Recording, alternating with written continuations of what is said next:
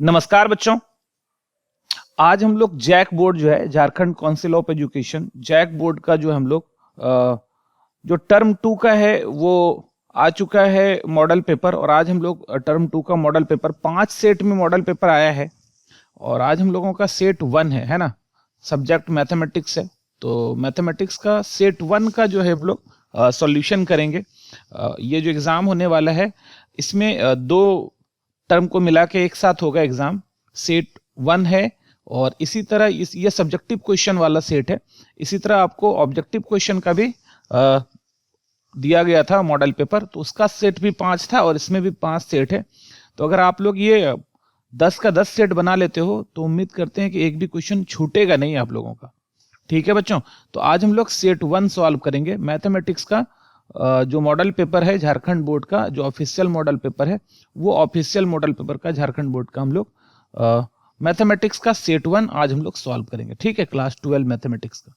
चलो स्टार्ट करते हैं। तो सबसे पहले देख लो निर्देश क्या दिया हुआ है, समान निर्देश क्या दिया हुआ है कि परीक्षार्थी यथासंभव अपने शब्दों में उत्तर दें। ठीक है, ये तो रहता ही रहता है। कहता है total number of question is 19। Total जो क्वेश्चन है वो कितना है? 19 क्वेश्चन है, आपको बनाना है। बोल रहा है कि प्रश्न संख्या 1 से संख्या 7 तक अति लघु उत्तरीय प्रश्न है, बहुत वेरी शॉर्ट क्वेश्चन है। इसमें से किन्हीं 5 प्रश्नों के उत्तर दीजिए। 7 दिया हुआ है, 7 में से किसी 5 का देना है और सबका 2-2 मार्क्स का क्वेश्चन है, तो 2-2 मार्क्स आपको इसमें मिलेंगे। तो किसी 5 का उत्तर देना है 7 में से। ठीक है, तो 10 मार्क्स का यहां से आ जाता है आपको। और फिर आगे देखिए क्या है कि प्रश्न संख्या 8 से लेके 14 तक लघु उत्तरीय प्रश्न है, शॉर्ट क्वेश्चन है। वो वेरी शॉर्ट था, ये शॉर्ट क्वेश्चन है ना, ये शॉर्ट क्वेश्चन है हमारा। और इसमें से किन्हीं 5, इसमें भी 5 क्वेश्चन का उत्तर आपको देना है और प्रत्येक प्रश्न का मान 3 अंक निर्धारित है और 3-3 अंक का प्रत्येक प्रश्न होगा। तो इस वाले सेक्शन से आप 5 3 जा 15, 15 मार्क्स आप यहां से ला सकते हैं।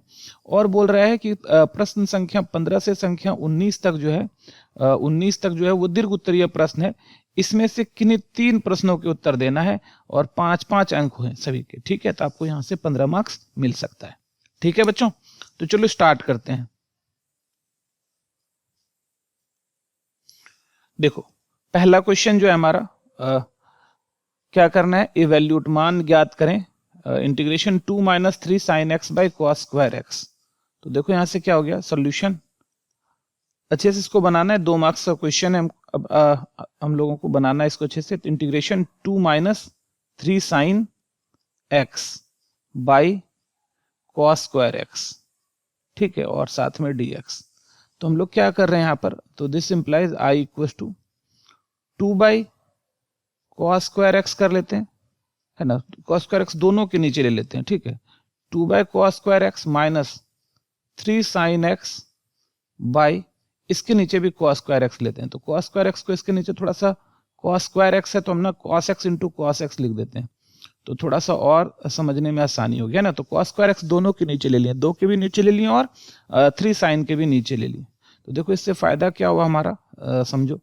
तो this implies I equal to क्या हो गया हमारा 2, और cos ऊपर जाएगा तो आ जाएगा 2 sec स्क्वायर एक्स। ठीक है, माइनस 3 साइन के नीचे cos ले लो तो 10x हो जाएगा, और अब नीचे एक cos अकेला बच गया, cos को ऊपर ले लो तो ये हो जाएगा sec x, और ये पूरा का पूरा क्या हो गया हमारा dx हो गया। ठीक है बच्चों, तो अब देखो दोनों को इंटीग्रेट करना है अपने लोगों को, तो आराम से दोनों को इंटीग्रेट कर देते हैं। यहाँ से 2 कांस्टेंट है, बाहर ले लो, sec स्क्वायर एक्स dx, और -3 बाहर ले लो, यह आ गया तुम्हारा sec x into 10x dx, है ना। और ये तो अपने को बस अब डायरेक्ट स्टैंडर्ड इंटीग्रेशन पर आ गया, हम लोग इसको आराम से बना सकते हैं। तो sec स्क्वायर एक्स का इंटीग्रेशन होता है 10x, और -3 sec x 10x का इंटीग्रेशन होता है sec x और प्लस c। ठीक है बच्चों, तो ये हमारा आंसर हो गया, है ना, ये हमारा आंसर हो गया। ये हमारा पहला क्वेश्चन था। ठीक है, चलो नेक्स्ट क्वेश्चन पर चलते हैं हम लोग। अब नेक्स्ट क्वेश्चन देखो क्या कहता है कि find the order and degree of the following differential equation. इस डिफरेंशियल इक्वेशन का ऑर्डर और डिग्री निकालना है। तो सॉल्यूशन इस तरह से लिखो तब मार्क्स आएगा। गिवन डिफरेंशियल इक्वेशन, है ना, लिखने से मार्क्स आता है। डिफरेंशियल इक्वेशन इज, क्या दिया है differential equation, dy by dx का होल स्क्वायर, इस तरह से लिखना है ना। तो इस तरह से क्या होगा, मार्क्स कटेगा नहीं। 2 मार्क्स का क्वेश्चन है तो आपको थोड़ा सा तो लिखना पड़ेगा, d2y by dx² equals to 0, ऐसा आ गया। ठीक है, तो अभी यहां पर क्या करते हैं, ऑर्डर और डिग्री दोनों लिखना है। तो order of differential equation, order of differential equation equals to, या इज कर सकते हो, इज क्या है तुम्हारे पास, देखो कितने बार डिफरेंशिएट हुआ है, तो यहां से अपने को दिख रहा है कि ये जो है, देखो यहाँ पर 2 बार डिफरेंशिएट हुआ है ना, d2y बाई dx²। तो ये 2 बार डिफरेंशिएट हुआ है, तो इसका ऑर्डर कितना हो जाएगा, 2 हो जाएगा, क्योंकि यहाँ पर सेकेंड ऑर्डर डेरिवेटिव है ना, 2 बार डिफरेंशिएट हुआ है, तो इसका ऑर्डर कितना हो जाएगा, 2 हो जाएगा। तो ऑर्डर हो गया 2 and degree of differential equation, degree of differential equation is, degree जो क्या होगा वो क्या है, देखो इसी वाला ऑर्डर जिससे हम लोगों को मिला, इसका पावर कितना है, अगर इसका होल पावर देखा जाए तो 1 पावर है, होल पावर कितना है इसका, 1 है, इसीलिए इसका जो डिग्री हो जाएगा वो 1 हो जाएगा। ठीक है बच्चों, तो ऑर्डर 2 और डिग्री 1, ये हमारा आंसर हो गया, है ना। चलो नेक्स्ट क्वेश्चन पर चलते हैं। देखो क्वेश्चन नंबर 3 क्या कर रहा है, find the projection of vector A on the vector B, है ना। तो ये ए का बी पर हमको प्रोजेक्शन चाहिए, तो ये बहुत आसान है सॉल्यूशन। सबसे पहले तो देखो क्या क्या दिया हुआ है तुम्हारे पास, गिवन है हमारे पास वेक्टर ए दिया हुआ है, वेक्टर ए है हमारे पास 2i plus 3j plus 2k, है ना। और वेक्टर बी जो हमारे पास है वो है तुम्हारा 2i plus 2j plus k। ठीक है, ये है तुम्हारा, है ना। तो हम लोग यहाँ पर क्या करते हैं कि ऐसा प्रोजेक्शन ऑफ ए का बी पर, projection of vector A on vector B equals to क्या होता है, A dot B by magnitude B, A dot B by magnitude B, ऐसा होता है ना। एक्चुअली ए, अब बी पर प्रोजेक्शन बोला तो बी का यूनिट वेक्टर, ऐसा। तो A dot B by magnitude B, तो बस अब कर लो ए डॉट बी, तो ए कितना है हमारा 2i plus 3j plus 2k, और बी का क्या आ जाएगा तुम्हारा 2i plus 2j plus k, और बाई मैग्नीट्यूड बी। तो मैग्नीट्यूड बी क्या है तुम्हारे पास, रूट अंडर मैग्नीट्यूड बी में बी का देखो 2 का स्क्वायर, या फिर अभी जो है ना हम लोग खाली ऐसा कर देते हैं, मैग्नीट्यूड बी लिख देते हैं। तो 2i, एक लाइन तो और लेना ही अपने को, तो 2i plus 2j plus k, ऐसा हो गया। ठीक है, अब इसको देखो मल्टीप्लाई कर रहे हैं हम लोग, तो डॉट प्रोडक्ट में क्या होता है, i को i के साथ, j को j के साथ और k को k के साथ बस प्रोडक्ट गुना कर देना है। तो 2 गुना 2 4, i डॉट i तो 1 हो जाएगा, अब प्लस 3 गुना 2 6, और प्लस 2 गुना 1 2, और नीचे तुम्हारा मैग्नीट्यूड है, और ये प्रोजेक्शन है तुम्हारा, तो नीचे मैग्नीट्यूड है तुम्हारा 2 का स्क्वायर और 1 का स्क्वायर, तो आ रहा है 6 4 10 2 12 ऊपर, और रूट के अंदर में नीचे 4 प्लस 4 प्लस 1 4 प्लस 4 प्लस 1 9 आ गया ना। तो 12 बाय रूट अंडर 9, तो ये आ रहा है 12 बाय 3, तो ये कट के कितना आ जाएगा 4। ठीक है बच्चों, तो ये हमारा आंसर है। ठीक है,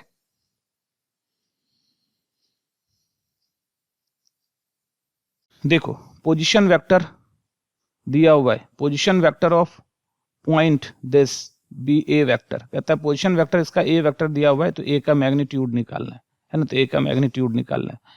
तो solution, if the position vector of point A vector दिया हुआ है, ठीक है, तो यहां पर क्या हो जाएगा, गिवन जो दिया हुआ है, देखो given position vector of a point 3 -2 6 is a vector. जैसे ए वेक्टर बोला तो इसका मतलब ए वेक्टर जो है वो क्या हो जाएगा, वो हो जाएगा 3i माइनस 2j और प्लस 6k, है ना। पोजीशन वेक्टर का इस पॉइंट का दिया हुआ है, तो इस पॉइंट का जब पोजीशन वेक्टर इस पॉइंट का ए वेक्टर है, तो इसका जो तुम्हारा वेक्टर हो जाएगा वो 3i minus 2j plus 6k हो जाएगा। ठीक है, तो इसका और हम लोग को यहाँ पर क्या करना है, तो एंड दिस इंप्लाइज मैग्नीट्यूड ए अगर अपने को लेना है तो रूट अंडर 3 का स्क्वायर हो गया प्लस माइनस 2 का स्क्वायर हो गया प्लस 6 का स्क्वायर हो गया। तो 3 का स्क्वायर हो गया 9, 2 का स्क्वायर हो गया 4, 6 का स्क्वायर हो गया 36। ठीक है, तो 36 40 49, 49 का क्या आ गया तुम्हारा 7। तो ये हमारा आंसर हो गया। ठीक है, तो मैग्नीट्यूड ए कितना आ गया हमारा 7 आ गया। ठीक है बच्चों, चलो नेक्स्ट क्वेश्चन पर चलते हैं। चलो क्वेश्चन नंबर 5 कहता है if a line has direction ratio दिया हुआ है, तो इसका बोल रहा है क्या करना है, डायरेक्शन कोसाइन निकालना है। तो बहुत ही आसान सा क्वेश्चन है। देखो, गिवन डायरेक्शन रेशियो DRS लिखते हैं, direction ratio of a line is क्या है तुम्हारा 2 -1 -2। सही है, ये है तुम्हारा। तो एक्चुअली डायरेक्शन कोसाइन निकालना है, तो डायरेक्शन कोसाइन क्या होता है, ये तुम्हारा डायरेक्शन रेशियो दे दिया। तो then therefore direction cosine of line is क्या होता है, देखो पहला इसको ए समझ लो, ये बी समझ लो, ये सी है। तो ए बाय 2 बाय रूट अंडर नीचे सबका स्क्वायर 2 का स्क्वायर प्लस -1 का स्क्वायर प्लस -2 का स्क्वायर ऐसा। ठीक है, फिर -1 बाय रूट अंडर वही सेम नीचे वाला 2 का स्क्वायर -1 का स्क्वायर और -2 का स्क्वायर, और फिर -2 बाय रूट अंडर 2 का स्क्वायर -1 का स्क्वायर और प्लस -2 का स्क्वायर। ठीक है बच्चों, ये हो गया। तो यहां से क्या आ गया तुम्हारा 2 बाय रूट अंडर, देखो तो 2 दूनी 4, कितना आ रहा है 4 + 1 + 4। ठीक है, और ये हो जाएगा -1 बाय फिर से वही रूट अंडर, यहां पर क्या लिख लो 4 + 1 -1 का स्क्वायर 1 + 4, और यहां भी हो जाएगा -2 बाय रूट अंडर 4 + 1 + 4। ठीक है, तो देखो तो यहाँ पर क्या हो गया 4 4 8 1 9, 9 का स्क्वायर रूट 3 होता है, तो ये आ रहा है 2/3 -1/3 और -2/3। यही तुम्हारा क्या है, डायरेक्शन कोसाइन है लाइन का, यही हमारा आंसर है। ठीक है बच्चों, ये हमारा डायरेक्शन रेशियो था और ये वाली चीज हमारी क्या है, डायरेक्शन कोसाइन है। ठीक है, समझ में आ गया। तो चलो बच्चों अब चलते हैं नेक्स्ट क्वेश्चन पर। देखो नेक्स्ट क्वेश्चन क्या कह रहा है, find the direction cosine of the line segment joining the point. देखो ए का कोऑर्डिनेट दिया हुआ है, बी का कोऑर्डिनेट दिया हुआ है, कहता है ए बी का अपने को डायरेक्शन कोसाइन निकालना है। तो ये भी बहुत आसान सा क्वेश्चन है। तो देखो सोल्यूशन, ए का जो कोऑर्डिनेट है हमारे पास ए का कोऑर्डिनेट है 1 2 -3, और बी का जो कोऑर्डिनेट है हमारा वो है तुम्हारा -1 -2 1। ठीक है, तो ये ए और बी का कोऑर्डिनेट है। तो ए बी वेक्टर जो आ जाएगा हमारा, ए बी जो वेक्टर आ जाएगा वो क्या होता है, position vector of B minus position vector of A. तो बी वाला -1, ठीक है, और यहाँ पर भी -1 और माइनस है ना x2 - x1 होता है ना ऐसा i, प्लस यहाँ से -2 और यहाँ से क्या आ जाएगा 2 -2 j और +1 और माइनस है तो -3, तो +3 k, ये आ गया तुम्हारा। तो ये क्या है तुम्हारे पास -2i -4j और +4k ऐसा आ गया। ये ए वी वैक्टर आ गया। तो ए वी वैक्टर आ गया। मैग्नीट्यूड ए वी निकाल लो तो आसान हो जाएगा। मैग्नीट्यूड ए वी निकाल लो तो क्या आ जाएगा, रूट अंडर -2 का स्क्वायर प्लस -4 का स्क्वायर प्लस 4 का स्क्वायर। ये क्या गया, रूट अंडर 2 का स्क्वायर 4 16 और 16 है ना। तो 16 16 32 4 36 और 36 का स्क्वायर रूट कितना आ गया 6। ठीक है, अब तो ये आ गया तुम्हारा। तो direction cosine of vector A B, ये क्या आ जाएगा, इसका जो डायरेक्शन रेशियो क्या क्या है 2 है -4 है और 4 है। ठीक है, तो ये क्या आ जाएगा, लिख दो -2 अब 22 का मैग्नीट्यूड 6। ठीक है, फिर यहां से लिख दो -4 और इसका मैग्नीट्यूड 6। ठीक है, 22 का मैग्नीट्यूड 6 हो गया तुम्हारा। और फिर अगला क्या है, 4 डायरेक्शन रेशियो। ठीक है, तो यहां से चाहो तो लिख सकते हो इतना मैग्नीट्यूड इतना। तो यहां पर भी चाहो तो ऐसे भी लिख सकते थे, direction ratios of A B है ना। उसके बाद तो दिस इंप्लाइज यहाँ पर लिख देना, तुम लोग नेक्स्ट लाइन पे यहाँ लिख देना। Direction ratio of A B is क्या हो जाएगा, -2 -4 और 4, ये डायरेक्शन रेशियोज हो गया। Direction ratios of A B इतना आया, ठीक है। अब डायरेक्शन कोसाइन क्या हो गया, इसका जो डायरेक्शन रेशियो है उतना का हर एक के नीचे उसका मैग्नीट्यूड डाल रहे हैं, 6 और फिर 4/6, ठीक है। इसको कटा उटा दोगे तो क्या आ जाएगा, देखो तो कटाने से क्या मिल रहा है हमारा यहाँ पे, 2 3 जा 6, तो यहाँ से 3 आ गया 1/3, और यहाँ पे 2 2 जा 4, 2 3 जा 6, और यहाँ से 2 2 जा 4, 2 3 जा 6, तो क्या आ रहा है -1/3 -2/3 और 2/3, ठीक है बच्चों। ये हमारा आंसर हो गया, है ना। तो ये था हमारा क्वेश्चन नंबर 6, ठीक है। चलो आगे चलते हैं क्वेश्चन नंबर 7 पर। देखो यहाँ पर क्या PA दिया हुआ है हमारे पास, PB दिया है हमारे पास, और PA इंटरसेक्शन B दिया हुआ है। तो अपने को निकालना क्या है, PA/B और PB/A। कंडीशनल प्रोबेबिलिटी है हमारा। तो सॉल्यूशन पहले तो जो जो दिया हुआ है वो सब लिख लो। गिवन PA जो हमारे पास है वो 7/13, PB जो हमारे पास है वो 9/13 है, और PA इंटरसेक्शन B जो हमारे पास है वो 4/13 है, 4/13 है, ठीक है ऐसा। तो 9 PA/B, PA/B क्या आ जाएगा हमारे पास, PA intersection B by PB, ये हो गया हमारा कंडीशनल प्रोबेबिलिटी। तो A इंटरसेक्शन B क्या है हमारे पास 4/13, और B क्या है तुम्हारे पास 9/13, तो 13 13 तो यहाँ से कैंसिल हो गया, तो 4/9, ये हमारा आंसर, ठीक है। और PB/A, B/A, तो PB/A जो है हमारा देखो क्या है, इसका भी हो जाएगा PB इंटरसेक्शन A, अच्छा A intersection B, B intersection A एक ही होता है, बाय PA। यहाँ पर PB इंटरसेक्शन A जो हमारा है वो क्या है, अच्छा A इंटरसेक्शन B एक ही बात बोल सकते हो, वो है 4/13, यहाँ पर हमारा 4/13, ठीक है। ये हमारा 4/13 है, और नीचे P 7/13, PA जो है हमारा 7/13, तो 13 13 कट गया, तो 4/7, तो ये हमारा हो गया, ठीक है बच्चों। ये तुम्हारा 7वां क्वेश्चन था सेक्शन A का, है ना। तो हमारा सेक्शन A खत्म हो गया। चलो अब सेक्शन B जो है ये शॉर्ट क्वेश्चन है ना, इसमें 3-3 मार्क्स का क्वेश्चन है, ठीक है बच्चों। तो चलो इसको बनाते हैं। तो सॉल्यूशन देखो क्या है तुम्हारे पास, I = इसमें भी अपने को किसी 5 को बनाना है, बट हम लोग जो है ना सारे को बनाएंगे अभी। cos 4x dx, cos 4x dx, तो यहां से देखो क्या आ रहा है, I = इसको हम लोग लिख सकते हैं cos स्क्वायर x का होल स्क्वायर 4x को ऐसे लिख सकते हैं dx, और इस तरह से यहां से क्या हो गया तुम्हारा, cos स्क्वायर x का फॉर्मूला होता है 1 + cos 2x/2, ठीक है बच्चों। ये cos स्क्वायर x का फॉर्मूला होता है, cos स्क्वायर x का 1 + cos 2x/2, और इसका होल स्क्वायर dx कर रहे हैं।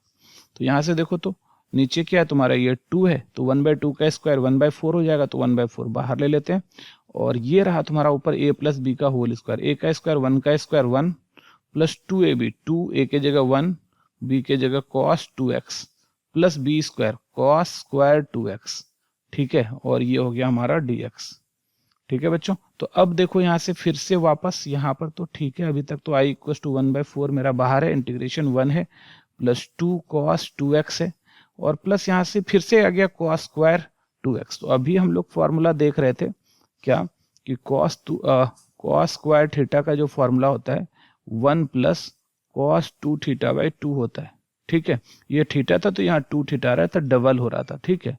तो अब थोड़ा देखो ध्यान से, यहाँ भी अगर हम लोग कर लें, ये डबल हो रहा था, तो ये आ जाएगा हमारा 1 + cos और 2θ, मतलब यहाँ पर जो 2x है वो डबल होके हो जाएगा 4x, और बाय हो जाएगा 2, ठीक है। और पूरा में तो dx चल ही रहा है हमारा, ऐसा है ना। तो अभी देखो यहाँ से क्या आ रहा है, this implies I = 1/4 integration 1 + 2 cos 2x, और प्लस यहाँ से 1/2 ले लो, और प्लस 1/2 cos 4x, ये रहा। याद रखना हमेशा कभी भी जो ट्रिगोनोमेट्रिक फंक्शन आ जाए जैसे यहाँ पर पावर 4 था तो उसको हमेशा 1 पावर पर लेके आना है ना, पावर 1 होना चाहिए, तभी उसको आप इंटीग्रेट कर पाओगे, नहीं तो फिर वो इंटीग्रेट नहीं होगा, है ना। तो ये 1/4 आ गया। अब देखो ये 1 और 1/2, ये 1 और 1/2 ये दोनों को ऐड करो, 1 और आधा हो जाएगा 3/2 हो जाएगा, इस दोनों को ऐड करेंगे और यहाँ हो जाएगा 2 cos 2x और प्लस 1/2 cos 4x और पूरा का पूरा क्या हो गया हमारा, यहाँ से ये dx हो गया। ठीक है, अब इंटीग्रेट कर लेते हैं हम लोग इसको, तो this implies i equal to 1/4। अब 3/2 का इंटीग्रेशन, 3/2 तो कांस्टेंट है x हो जाएगा और 2 बाहर है, cos का इंटीग्रेशन क्या होता है sin 2x, है ना, cos का इंटीग्रेशन sin 2x बाई 2 हो जाएगा और प्लस 1/4 cos 4x का sin 4x बाई 4 हो जाएगा, है ना। अब प्लस कांस्टेंट क्या हो गया c, तो यहाँ से बच्चों ये 2 तो कैंसिल हो गया। अब चलो बस इसको सिंपली लिख देना है, मल्टीप्लाई करना है 1/4 से भी अपने को, तो 3/8x प्लस 1/4 sin 2x अब प्लस 4 4 जा 16 और 16 4 जा 64, तो 1/64 sin 4x और प्लस c। ठीक है बच्चों, तो ये हमारा आंसर हो गया। ठीक है, तो ये था हमारा क्वेश्चन नंबर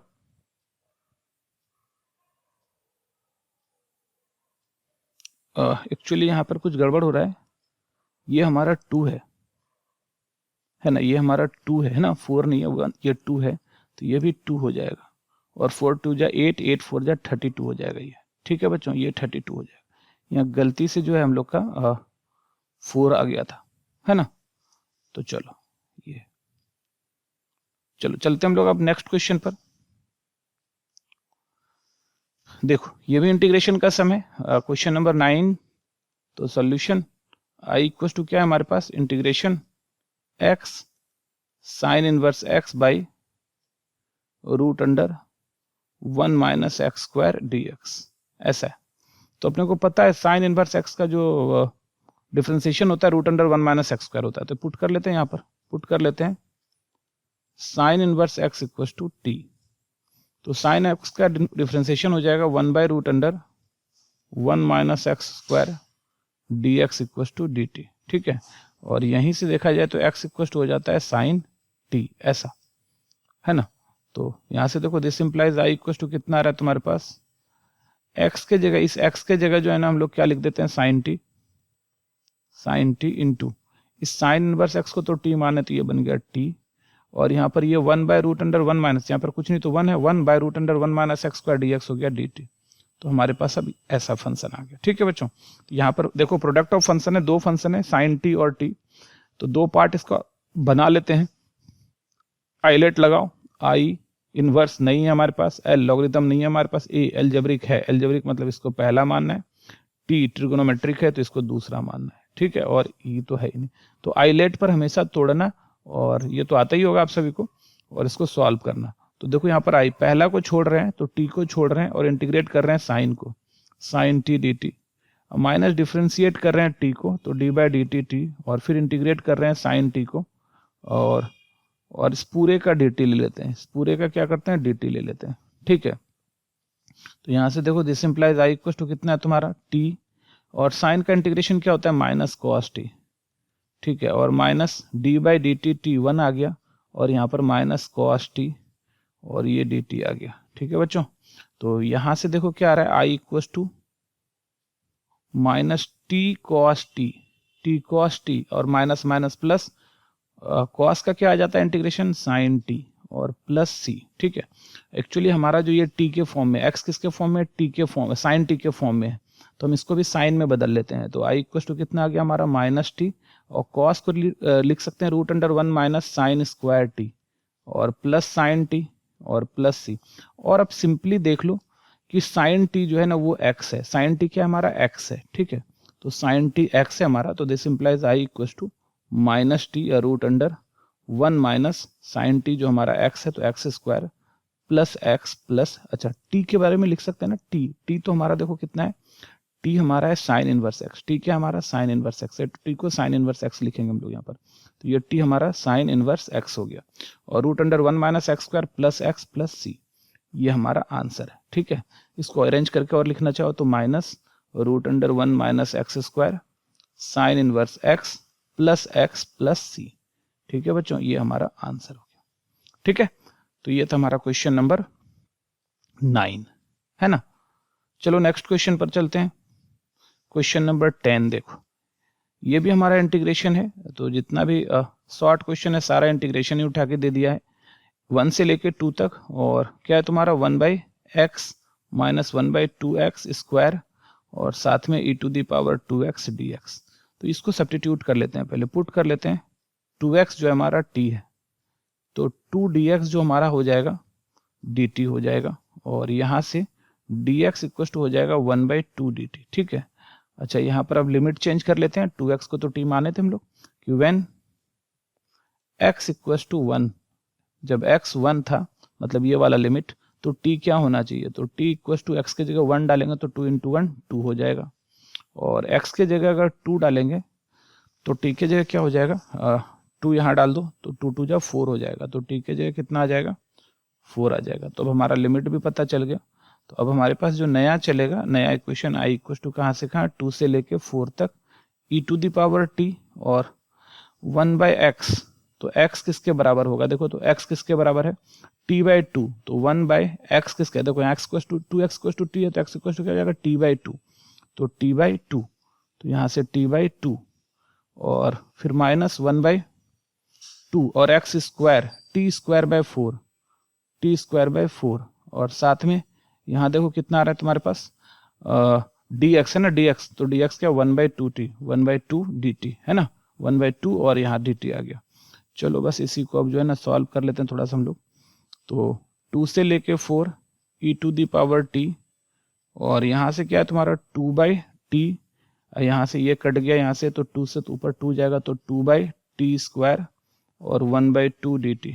और देखो यहाँ पर जैसे ही हम लोग क्या करेंगे 1/2 से मल्टीप्लाई कर लो पूरे को, 2 से लेके 4 तक है e⁻t है, और 1/2 से जैसे ही मल्टीप्लाई करोगे तो 1/2 कट जाएगा, तो ये आ जाएगा 1/t और माइनस यहाँ से भी 2 कट जाएगा तो आ जाएगा 1/t² और ये रहा dt। ठीक है बच्चों, तो अब यहाँ पर लेट ये चीज पढ़ा होगा कि ft मान लेते हैं इस वाले चीज को, इसको 1/t को, तो 1/t को ft मान लिए, तो देन f' क्या हो जाएगा, तो f' हो जाएगा 1/t का जो डिफ्रेंसिएशन होता है -1/t²। तो इसका मतलब क्या आ रहा है यहाँ से, ये तो 2 से 4 है और ये e⁻t और इधर वाला ft है और माइनस प्लस f' है, f' है। ठीक है बच्चों, और dt, तो ये क्या आ गया इंटीग्रेशन हमारा, देखो यहाँ से कि e⁻t ft। ठीक है, और लिमिट 2 से लेके 4 तक। ft हमने किसको मान के रखा है 1/t को, 1/t को, तो यहाँ से देखो तो क्या आ रहा है तुम्हारा e⁻t और ft आ गया 1/t 2 से लेके 4 तक। अब बस आप लिमिट लगा दो, e⁻4 into 1/4 minus e⁻2 into 1/2 ऐसा हो गया। तो आप एलसीएम ले लो 4 और e⁻4 माइनस 2 से 2e का स्क्वायर ऐसा हो रहा है। तो ये भी लिख सकते हो, या फिर आप e का स्क्वायर कॉमन निकाल लो, तो यहाँ पर क्या बच रहा है e का स्क्वायर कॉमन बाय 4, तो यहाँ बचा e² माइनस 2। ये भी हमारा आंसर हो गया। ठीक है बच्चों, तो ये हमारा आंसर है। तो ये था हमारा क्वेश्चन नंबर 10। ठीक है, चलो नेक्स्ट क्वेश्चन पर चलते हैं हम लोग। अब क्वेश्चन नंबर 11 देखो, ये भी अच्छा क्वेश्चन है हमारा। क्या है तुम्हारा π/6 से लेके π/3 तक dx/1 + √10x है। तो अच्छा क्वेश्चन है ये भी। i इक्वल टू देख लो हमारे पास है π/6 से लेके π/3 तक। ठीक है, π/6 से लेके कितना है हमारे पास π/3 तक है, और क्या बोल रहा है कि ये हमारा dx/1 + √10x। तो हम लोग क्या करते हैं ना, 10x को साइन और कॉस में लिख लेते हैं। 10x को क्या करते हैं साइन और कॉस में लिख लेते हैं पहले। तो यहाँ से क्या आ जाएगा i इक्वल टू π/6 से π/3, ये dx है, और ये आ जाएगा 1/10x को लिख सकते हैं √sin x by √cos x। ये तो i इक्वल टू क्या है तुम्हारा π/6 से π/3 और ये dx है, और यहाँ से क्या है तुम्हारा कॉस एक्स है, तो यहां से हो गया तुम्हारा root cos x plus root sine x, इस टाइप का हो गया। तो देखो, तो this implies I equal to pi by 6 pi by 3। ये कॉस एक्स ऊपर चला जाएगा हमारा, रूट कॉस एक्स ऊपर चला गया, और नीचे क्या है तुम्हारा root cos x plus root sine x d x, ऐसा। इसको ले लो नंबर 1, है ना। अच्छा, अब हमारे पास एक फॉर्मूला होता है डेफिनेट इंटीग्रेशन का, ए से B F x d x equal to क्या होता है, ए से B F A plus B minus x d x. ठीक है, ये होता है, एक प्रॉपर्टी होता है डेफिनेट इंटीग्रेशन का, आप लोग पढ़े ही होंगे, तो इसी का यूज करेंगे हम लोग। तो यहां से क्या हो जाएगा, तो this implies I equal to pi by 6 से लेके पाई बाय 3, और यहाँ रूट अंडर कॉस को क्या हो जाएगा, cos pi by 6 plus pi by 3 minus x, और नीचे क्या हो जाएगा, देखो यहाँ पर भी root under cos pi by 6 plus pi by 3 minus x, और प्लस रूट के अंदर में sine pi by 3 pi by 6 plus pi by 3 minus x. ठीक है, ये हो गया। तो अब देखो यहां से क्या रहा है, तो this implies I equal to pi by 6 से पाई बाय 3 और रूट अंडर कॉस ये देखो पाई बाय 6 प्लस पाई बाय 3, ये तो क्या हो गया पाई बाय 2, है ना, 60 प्लस 30 प्लस 60 90 डिग्री, तो cos 90 minus x sine x, तो ऊपर हो गया साइन एक्स, है ना। ये 90 है, pi by 3 plus pi by 6, ठीक है, pi by 3 plus pi by 6 क्या हो गया तुम्हारा 90 डिग्री, पाई बाय 2 हो जाएगा, है ना, 30 और 60 90, तो cos 90 minus x sine x, ऐसा। ठीक है, और यहां से वहां भी कॉस 90 माइनस एक्स, यहाँ भी साइन एक्स आ गया, ये भी साइन एक्स, और प्लस ये भी क्या आ जाएगा तुम्हारा कॉस 90 साइन 90 माइनस एक्स, तो ये आ गया तुम्हारा कॉस एक्स, और इसको ले लो नंबर 2। अब 1 और 2 दोनों को जोड़ लेंगे हम लोग। ठीक है, तो तुम देखो ध्यान से, नीचे यहाँ भी कॉस एक्स साइन एक्स आ रहा है, यहाँ भी साइन एक्स कॉस एक्स, तो बेस तो सेम ही है तुम्हारा दोनों का। तो equation 1 plus equation 2 we get, देखो तो क्या मिल रहा है, 1 और 2 को जोड़ने पर हम लोगों को 1 और 2 दोनों को जोड़ रहे हैं, तो दिस इंप्लाइज इधर तो आई 2i हो गया, और इधर क्या है तुम्हारा दोनों का ये तो सेम है, पाई बाय 3 हो गया, दोनों का बेस एक ही है। देखो इसका भी बेस देख लो, इसका भी बेस देख लो, दोनों का बेस एक ही है, तो बेस देखी है तो फिर आसान है, नीचे तो सेम ही हो जाएगा तुम्हारा, root under sine x plus root under cos x, क्योंकि दोनों का बेस एक ही है तो बेस सेम है तो एक ही हो गया, और ऊपर वाले को बस जोड़ दो, यहाँ पर है रूट कॉस एक्स और यहाँ है रूट साइन एक्स, तो root cos x plus root sine x, तो root cos x plus root sine x. अब ध्यान से देखो ऊपर नीचे एक ही चीज आ गया, और यहाँ डी एक्स रहा, तो जब एक ही चीज आ गया तो हम ऊपर वाले को और नीचे वाले को क्या करेंगे, कैंसिल आउट कर देंगे, तो 1 आ जाएगा हमारा यहाँ पर, तो 1 आ गया, तो 1 लिखना ना लिखना बराबर है, तो यहाँ क्या आ रहा है तुम्हारा 2i equal to pi by 6 से पाई बाय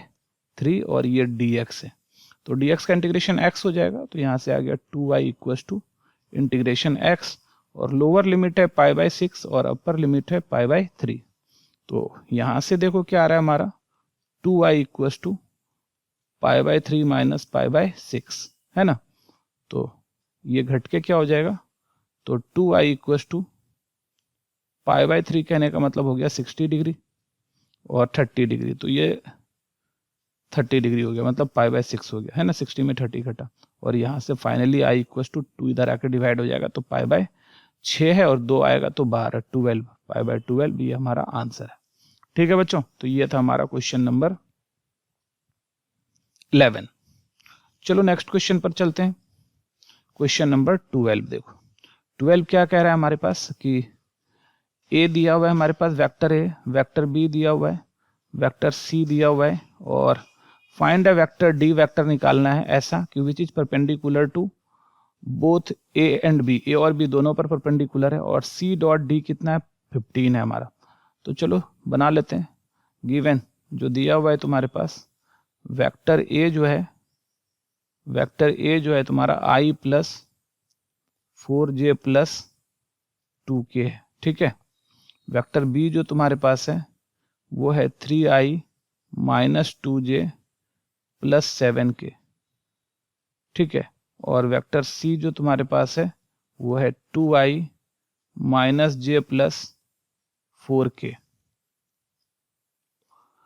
और वेक्टर डी को जो है ना हम लोग मान लेते हैं, ठीक है, क्योंकि डी निकालना है तो मान लेते हैं xi है और प्लस yj है प्लस जेड के, मान ली ये वाला वेक्टर। अब क्वेश्चन क्या कह रहा है, क्वेश्चन क्या कह रहा है, अकॉर्डिंग टू क्वेश्चन क्वेश्चन कह रहा है कि c डॉट डी जो है वो 15 है ना। तो c डॉट डी जो है वो 15 है, मतलब इस दोनों को मल्टीप्लाई करो तो 15 होगा, तो कर लेते हैं मल्टीप्लाई, ठीक है। डॉट प्रोडक्ट है तो 2 इंटू एक्स हो जाएगा 2x, ठीक है, माइनस 1 इंटू प्लस वाई तो माइनस वाई, और यहाँ से 4 इंटू जेड तो प्लस 4z, और ये हो जाएगा हमारा 15, है ना। तो यहाँ से जो हम लोग y का वैल्यू देखो तो आसानी से निकल रहा है, तो y इक्वल टू उठा के इधर ले लो 2x plus 4z, 2x plus, ये आसान बना देगा 2x प्लस 4z और माइनस 15, ये हम ले लेते हैं क्वेश्चन 1, ठीक है। y का वैल्यू यहाँ से निकालने, फिर क्या बोल रहे हैं देखो कि, और ये जो वेक्टर d है ना, वेक्टर डी परपेंडिकुलर है a पर भी और b पर भी, दोनों पर परपेंडिकुलर है। इसका मतलब क्या कह रहा है कि vector d is perpendicular to a, vector d is perpendicular to a। इसका मतलब क्या हो जाएगा, a डॉट d जो है वो 0 हो जाएगा, तो this implies a dot d जो है वो 0 हो जाएगा। इसका मतलब a को d से मल्टीप्लाई करके 0 करना है, तो दिस इंप्लाइज a को d से मल्टीप्लाई करना है, तो a ये रहा और d ये रहा, इसको मल्टीप्लाई करो तो x इंटू 1 x आ रहा है, y इंटू 4, y को 4 से तो 4 y आ रहा है प्लस 4y हो गया, और फिर यहाँ से z इंटू 2 तो प्लस 2z हो गया 2z, और ये 0 के बराबर है, इसको ले लो नंबर 2, ठीक है।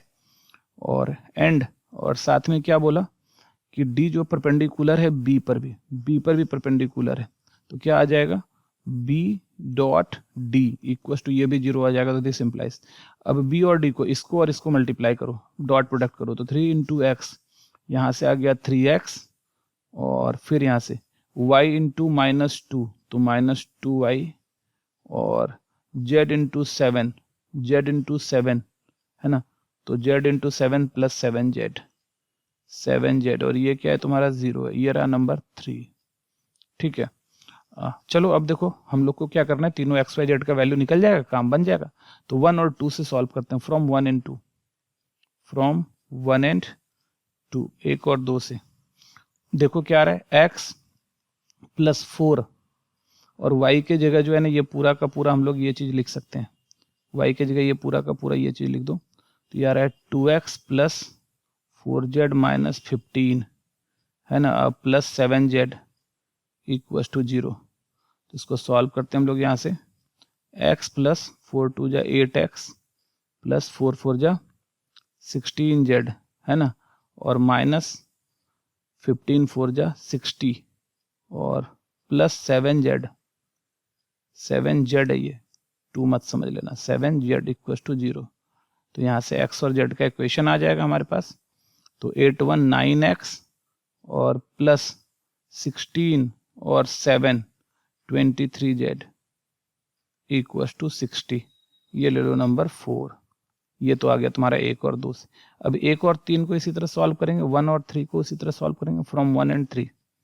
तो फ्रॉम 1 एंड 3, फ्रॉम 1 एंड 3, 1 और 3 को सॉल्व करो, तो 1 और 3 को सॉल्व करेंगे तो क्या आ जाएगा, देखो यहाँ पर y के जगह तो तुम्हारा जो है 2x प्लस 4z माइनस 15, तो यहाँ पर आ रहा है 3x माइनस 2, y के जगह पर 2x प्लस 4z माइनस 15, ठीक है, और प्लस क्या आ जाएगा तुम्हारा, देख लो थर्ड में ये है प्लस 7z, अच्छा सॉरी ऊपर वाले में क्या था, 2 वाले में 2z था ना, 2 वाले में 2z था हमारा, 2 वाले में 2z था, ये 7 नहीं ये 2z है, तो यहाँ भी 2z है, तो 16 और 2 क्या हो गया, यहाँ से 18z हो गया, 18z, ठीक है बच्चों, ये 18z हो गया, नीचे वाले में 7z है, तो माइनस 15 आ गया तुम्हारा, 2 और 7z यहाँ है 7z, और ये क्या है 0 के बराबर है।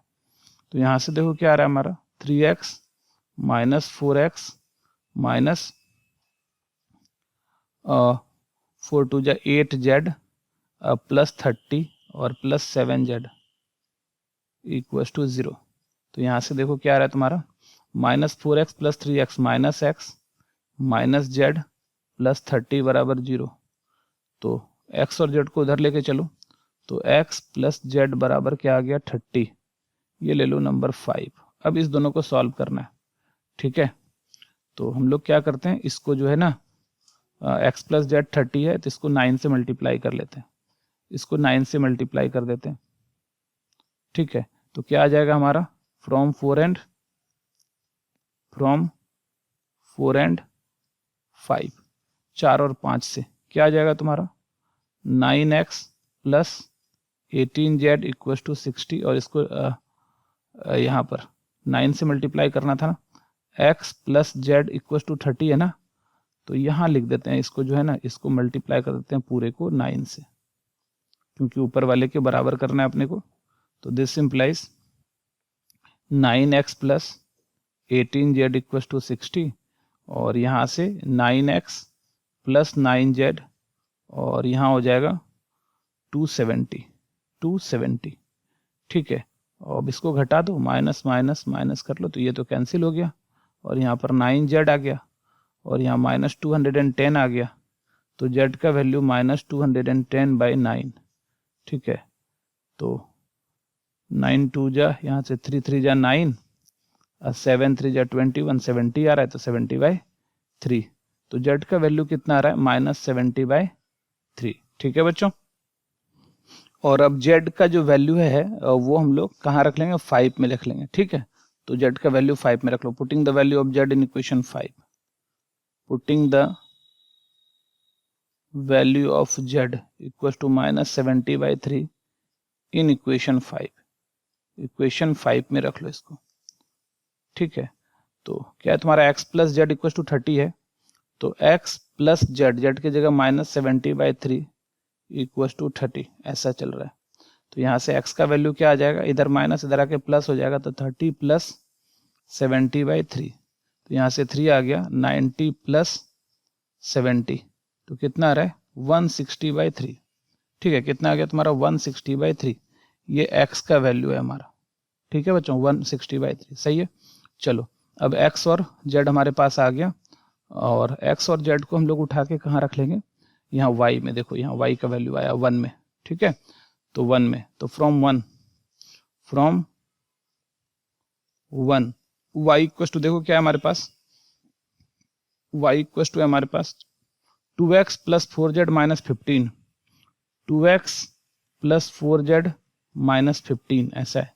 तो 2 और x के जगह 160/3 प्लस 4 और z के जगह माइनस 70/3 और माइनस 15 ऐसा। चलो अब इसको सॉल्व कर लेते हैं, एलसीएम 3 आ जाएगा, 16 2 जा 32, 320 और माइनस 28, 7 4 जा 28 और माइनस 45, इस तरह से हो गया। तो ये कितना आ रहा है तुम्हारा 320 और माइनस 325/3। तो इस तरह से जो हमारा जो वैल्यू आ रहा है हमारा, वो y का जो वैल्यू आ रहा है वो -5 है ना, 320 माइनस 25 -5/3 आ रहा है। तो अभी तीनों का वैल्यू आ गया हमारा, x और y और z का तीनों का वैल्यू आ गया। तो अब यहाँ पर देखो, तो सिंस x इक्वल टू आ रहा है हमारा 160/3, y इक्वल टू आ रहा है हमारा -5/3 और z इक्वल टू आ रहा है हमारा, z जो है वो -70/3 है, -70/3 है, ठीक है। तो अभी देखो वेक्टर, देयरफॉर वेक्टर d, अब जो वेक्टर d है हमारे पास वो क्या था, xi था प्लस yj था प्लस zk था। तो इक्वल टू x कितना आएगा तुम्हारा 160/3i प्लस y कितना है -5/3, तो -5/3j और z माइनस, तो -70/3k, ठीक है बच्चों। तो इस तरह से करके हमारा पूरा का पूरा ये d का वैल्यू आ गया 160/3i माइनस 5/3j और -70/3k, ठीक है बच्चों। तो ये हमारा आंसर हो गया। तो ये एक्चुअली शॉर्ट में नहीं देना था, ये क्वेश्चन लॉन्ग में आना चाहिए था, थोड़ा सा कैलकुलेशन है ज़्यादा इसमें, ठीक है बच्चों, लेकिन आसान है ना, और आप लोग इसको समझ लिए होंगे। चलो नेक्स्ट क्वेश्चन पर चलते हैं। देखो क्वेश्चन क्या कह रहा है, question number 13, find the angle between following pair of lines. देखो लाइन दिया हुआ है तुम्हारे पास, तो सोल्यूशन, गिवन लाइंस जो हमारे पास है, गिवन लाइंस आर, देखो लाइंस क्या क्या है तुम्हारा, पहला जो लाइन है r इक्वल टू क्या है तुम्हारे पास 3i plus j minus 2k, ठीक है, और plus lambda i minus j minus 2k, ये रहा, ये पहला लाइन है, ठीक है, ये तुम्हारा लाइन सर इतना, और एंड इसको L1 मान लेते हैं, इसको लाइन सर L1 मान लेते हैं, एंड L2 जो लाइन है हमारा वो है r equal to 2i minus j minus 56k और प्लस म्यू, और ये क्या है तुम्हारा 3i minus 5j minus 4k है, ये है हमारा, ठीक है। तो अब यहाँ पर साफ साफ दिया हुआ है दोनों का डायरेक्शन रेशियो, तो ये है हमारे पास, तो direction ratio of line 1 equal to, मान लेते हैं इसको क्या है, लाइन 1 का जो डायरेक्शन रेशियो है वो मान लेते हैं कि b1 है, क्या है तुम्हारा, ये वेक्टर b1 है, और ये कितना आ गया तुम्हारा i minus j minus 2k, ठीक है, ये तुम्हारा डायरेक्शन रेशियो है तुम्हारा, या फिर डायरेक्शन हो गया तुम्हारा इस तरह से, और डायरेक्शन रेशियोज जो है तुम्हारा, या फिर डायरेक्ट इसको ले सकते हैं, तो यहाँ पर L2 का जो डायरेक्शन रेशियो है, ये तुम्हारा डायरेक्शन है, ये है तुम्हारा डायरेक्शन, ये L2 वाले का डायरेक्शन रेशियो कर सकते हो। यहाँ पर B2 वेक्टर है, B2 वेक्टर का डायरेक्शन रेशियो हो जाएगा, तो B2 वेक्टर हो गया तुम्हारे पास, क्या है तुम्हारे पास 3i 5j और माइनस 4k, ठीक है, ये तुम्हारा इस तरह से लिख सकते हो। तो एक्चुअली ये B वेक्टर है, तो इसका डायरेक्शन रेशियो तो ये हो जाएगा 1 माइनस 2, और यहाँ आ जाएगा 3 माइनस 5 और माइनस 4, ये डायरेक्शन रेशियो हो जाएगा L1 वेक्टर का B1, और ये इसका डायरेक्शन रेशियो ये आ गया, और इसका डायरेक्शन रेशियो ये आ गया, ये तुम लिख सकते हो, ठीक है। तो डायरेक्शन ऑफ L1 हम लोग लिख सकते हैं, डायरेक्शन रेशियो की जगह डायरेक्शन ऑफ L1 लिख सकते हैं, वो वेक्टर B है और इसका डायरेक्शन रेशियो ये है, तो बस यहाँ डायरेक्शन लिख देते हैं, डायरेक्शन ऑफ L1 यहाँ भी लिख देते हैं, डायरेक्शन ऑफ L2, ये L2, और ये हमारा डायरेक्शन रेशियोज है, ये हमारा डायरेक्शन रेशियोज है। तो अगर ये डायरेक्शन है, हमको थीटा निकालना है, तो सिंस cos थीटा का वैल्यू क्या होता है, cos थीटा इक्वल टू होता है B1 vector B2 vector by magnitude B1 magnitude B2, ठीक है, और एक्यूट एंगल के लिए इसको मॉडुलस में ले लेते हैं हम लोग, तो यहाँ से B1 डॉट B2 कर लेंगे हम लोग, तो B1 क्या हमारा i minus j minus 2k और dot 3i minus 5j minus 4k, ऐसा, और बाई B1 वेक्टर हम लोग लिखते हैं रूट अंडर B1 है ना तुम्हारा, तो B1 का देखो तो क्या है तुम्हारा 1 माइनस 2, तो 1 का स्क्वायर प्लस माइनस 1 का स्क्वायर और प्लस माइनस 2 का स्क्वायर, और B2 वेक्टर को क्या लिख सकते हैं 3 का स्क्वायर प्लस माइनस 5 का स्क्वायर प्लस माइनस 4 का स्क्वायर, इसका मैग्नीट्यूड कर लो। तो अब देखो क्या आ रहा है हमारे पास, ये 1 इंटू 3 आ गया, माइनस माइनस प्लस 5 इंटू 1 5 आ गया, माइनस माइनस प्लस 4 2 जा 8 आ गया, और नीचे क्या है तुम्हारे पास, ये देखो नीचे क्या है तुम्हारे पास, रूट के अंदर में है ना 1 प्लस 4, और यहाँ रूट के अंदर में 3 3 जा 9, 5 5 जा 25 और 4 4 जा 16, ऐसा हो गया 4 4 जा 16। तो ऊपर तो देखो क्या आ रहा है तुम्हारे पास, ऊपर आ गया हमारे पास 5 3 8 8 16 हो गया ऊपर, और नीचे रूट के अंदर में ये तुम्हारा 6 है, और रूट के अंदर में यहाँ पर कितना आ जाएगा 25 25 50 है, ये 50 है, ठीक है। तो अब देख लो यहाँ से कितना आ रहा है तुम्हारा, यहाँ पर 16 आ रहा है और 50, तो हम लोग क्या कर सकते हैं रूट 6 और 50 को लिख सकते हैं ना 5√2, ये लिख सकते हैं ना 5√2, ठीक है। तो ये हो गया तुम्हारे पास। अब देखो यहाँ पर 5√2, 5 5 25 25 2 50, ये आ रहा है, और इसी को 16 कर सकते हैं, और रूट 6 को, अच्छा रूट 6 को यहीं लिख सकते थे ना हम लोग, √2 इंटू √3, √2 इंटू √3, तो क्या आ गया 2 इंटू 2 कितना आ रहा है, 2 इंटू रूट 2 2 आ गया, 2 इंटू 5 तो 2 इंटू 5 और रूट 3 ऐसा चला। ठीक है बच्चों, तो यहाँ से ये तो कैंसिल होकर कितना आ जाएगा 8, और नीचे क्या आ गया तुम्हारा, ये cos थीटा जो है वो आ रहा है 8/5 रूट 3, और थीटा इक्वल टू क्या आ जाएगा हमारा cos इनवर्स 8/5 रूट 3 ये। या फिर इसको तुम थोड़ा सा रेशनलाइज करना चाहो तो आप रेशनलाइज भी कर दो रूट थ्री तो ऊपर आ जाएगा तुम्हारा 8 रूट 3 और नीचे आ जाएगा 5 3 जा 15, तो ये ज़्यादा सुंदर लग रहा है तो यही डाल दो आप 8 रूट 3/15, 8/15 रूट 3। ठीक है बच्चों, और ये हमारा आंसर हो गया। तो ये था हमारा क्वेश्चन नंबर 13, आसान सा क्वेश्चन था ये। ठीक है, चलो क्वेश्चन नंबर 14 देखो हमारा सॉल्यूशन। यहां देखो क्या है, assume that each born child is equally likely to be a boy or a girl। कहता है कि बेटा या बेटी, लड़का या लड़की पैदा होने का जो चांस है वो बराबर है। If a family has 2 children, कहता है एक फैमिली को 2 चिल्ड्रन है, तो what is the conditional probability that both are girls. कहता है क्या कंडीशनल प्रोबेबिलिटी है कि दोनों जो है ना वो लड़की होगी। क्या कंडीशनल प्रोबेबिलिटी है कि दोनों जो है वो लड़की होगी। पहला दिया हुआ है द यंगेस्ट इज गर्ल, मतलब छोटी वाली जो है ना लड़की है, और एटलीस्ट 1 इज गर्ल, कम से कम एक लड़की है। तो सबसे पहले तो यहाँ पर क्या देख लेंगे हम लोग कि हमारा जो है क्या कह रहा है कि एक फैमिली को 2 चिल्ड्रन है। Given a family has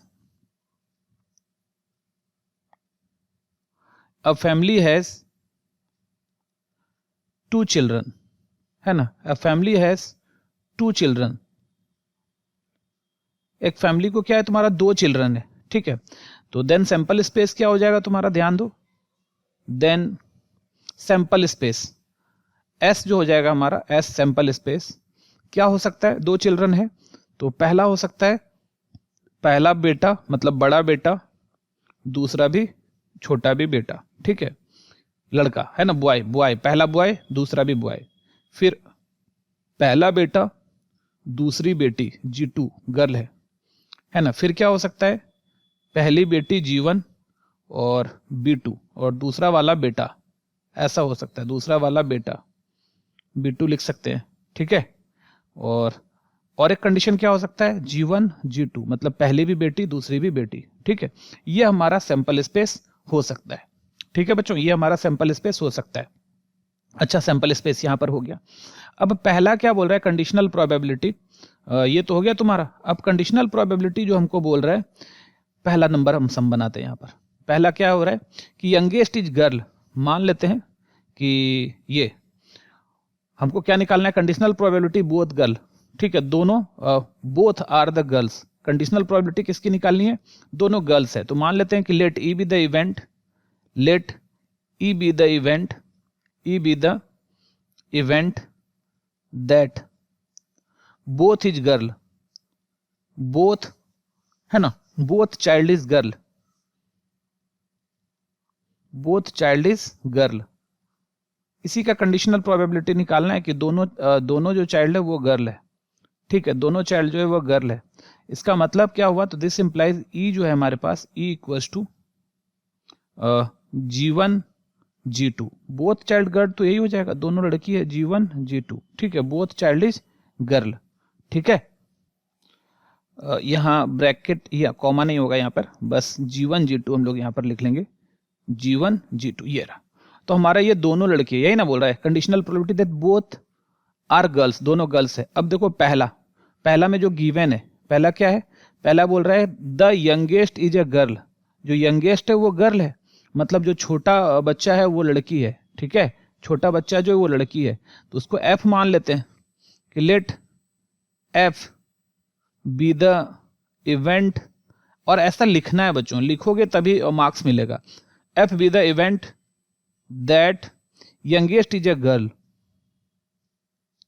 youngest is a girl, youngest जो है वो गर्ल है, यंगेस्ट जो है वो छोटी वाली जो है वो बेटी है, ठीक है।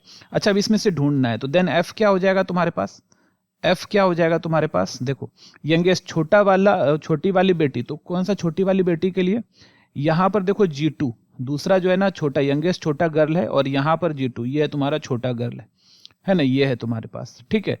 तो एफ आ गया हमारे पास, तो एफ आ गया हमारा B1G2 और G1G2, ऐसा आ गया तुम्हारा एफ, ठीक है। अब आप यहाँ पर आ गया, एंड अगर हम लोग क्या कर लेते हैं, ई इंटरसेक्शन एफ कर लेते हैं, तो क्या हो जाएगा, दोनों में देखो कॉमन क्या है, दोनों में कॉमन है G1G2, ये कॉमन है। तो 9 हमको जो कंडीशनल प्रोबेबिलिटी निकालनी थी, किसका कंडीशनल प्रोबेबिलिटी निकालना है, यंगेस्ट इज गर्ल, तो यहाँ पे क्या हो जाएगा PE/F,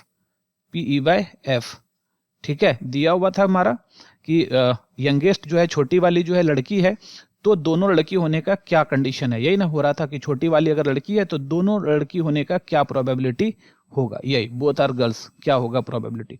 तो देखो यहाँ से PE/F हो गया, तो इसका क्या होता है PE/F/PF हो जाता है, और इसी को हम लोग क्या लिख सकते हैं, नंबर ऑफ E/F/नंबर ऑफ F लिख सकते हैं, ठीक है। तो यहाँ पर नंबर ऑफ E/F, तो E/F तो यहाँ से लिख सकते हैं, this implies number of E/F equal to कितना है तुम्हारे पास 1 आ गया, और यहाँ पर नंबर ऑफ F अगर कर लो तो वो 2 आ रहा है, तो ये 1/2 हमारा आंसर आ गया। और दूसरा अब दूसरा केस इसमें देखो क्या कह रहा है, दूसरा बोलता है न्यूनतम एक बच्चा है, कम से कम एक लड़की, एटलीस्ट 1 इज गर्ल, कम से कम एक लड़की। तो इस बार एफ जो मानेंगे, लेट सेकेंड क्वेश्चन, 2 क्वेश्चन था, F be the event that at least 1 is a girl, कम से कम एक जो है वो लड़की है, एटलीस्ट 1 इज अ गर्ल, है ना, एटलीस्ट 1 इज गर्ल, ठीक है, एक कम से कम एक लड़की है। तो इसका मतलब क्या हुआ, तो देन एफ क्या हो जाएगा इस बार हमारा, तो एटलीस्ट एक लड़की लेंगे तो एफ क्या हो जाएगा हमारा, देखो एफ क्या आ जाएगा, कम से कम एक लड़की। तो इस तीनों में तुम देखोगे कि इस तीनों में, इस वाले में और इस वाले में, तीनों में एक लड़की है ना, कम से कम एक लड़की, तो एक लड़की 2 लड़की दोनों चलेगा। तो B1G2 तो हमारा क्या आ जाएगा हमारा यहाँ पर B1G2, फिर क्या हो जाएगा G1B2, और फिर क्या हो जाएगा G1G2, ये आ गया तुम्हारा, ये F हो गया, ठीक है बच्चों। तो F हो गया यहाँ पर, तो यहाँ पर अगर हम लोग इसका नंबर ऑफ F निकाल लेंगे तो 3 एलिमेंट इसमें आया, एंड E/F क्या आएगा, तो E में तो हमारा G1G2 ही बस है, तो दोनों का इंटरसेक्शन भी क्या आ जाएगा, G1G2 आ जाएगा, ठीक है। तो इसका क्या आ गया तुम्हारा इंटरसेक्शन इतना आ गया, तो हम लोग यहाँ से अगर करेंगे नंबर ऑफ E/F, तो ये हमारा 1 आ जाएगा। तो 9 अब अपने को निकालना क्या है, PE/F, ठीक है। तो क्या आ जाएगा PE/F/PF, ये हो गया तुम्हारा। तो PE/F हमारे पास कितना आ गया, इसको हम लोग लिख सकते हैं number of E/F by number of F, ऐसा। तो ये आ गया तुम्हारा 1, और नंबर ऑफ F क्या है 3, तो 1/3 हमारा आंसर हो गया, ठीक है बच्चों। तो आपको लिखना बहुत जरूरी है, ठीक है। तो ये हो गया हमारा क्वेश्चन नंबर 14, ठीक है बच्चों। तो चलो आगे बढ़ते हैं अब। क्वेश्चन नंबर 15 देखो क्या है, इवैल्यूट, मान ज्ञात कीजिए x² + x और +1 / x + 2 × x² + 1, है ना। ये एक लॉन्ग क्वेश्चन है, और अपने को 5 लॉन्ग क्वेश्चन दिया है, उसमें से किसी 3 को बनाना है, ठीक है। तो हम तो पांचों बनाएंगे, और आप लोग जो एग्जाम में बनाओगे वो 3 बनाना बस, ठीक है। तो चलो सॉल्व करते हैं इसको। सॉल्यूशन I = है हमारे पास x² + x + 1 और बाई x + 2 × x² + 1 और साथ में dx, ठीक है।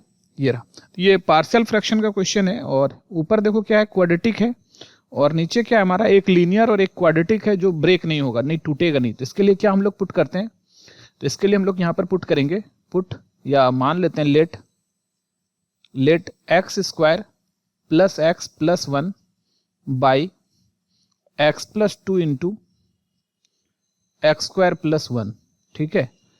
तो ये क्या हो जाएगा a/x + 2 और प्लस, क्योंकि नीचे क्वाड्रेटिक है तो यहाँ पर होगा bx + c by x square plus 1।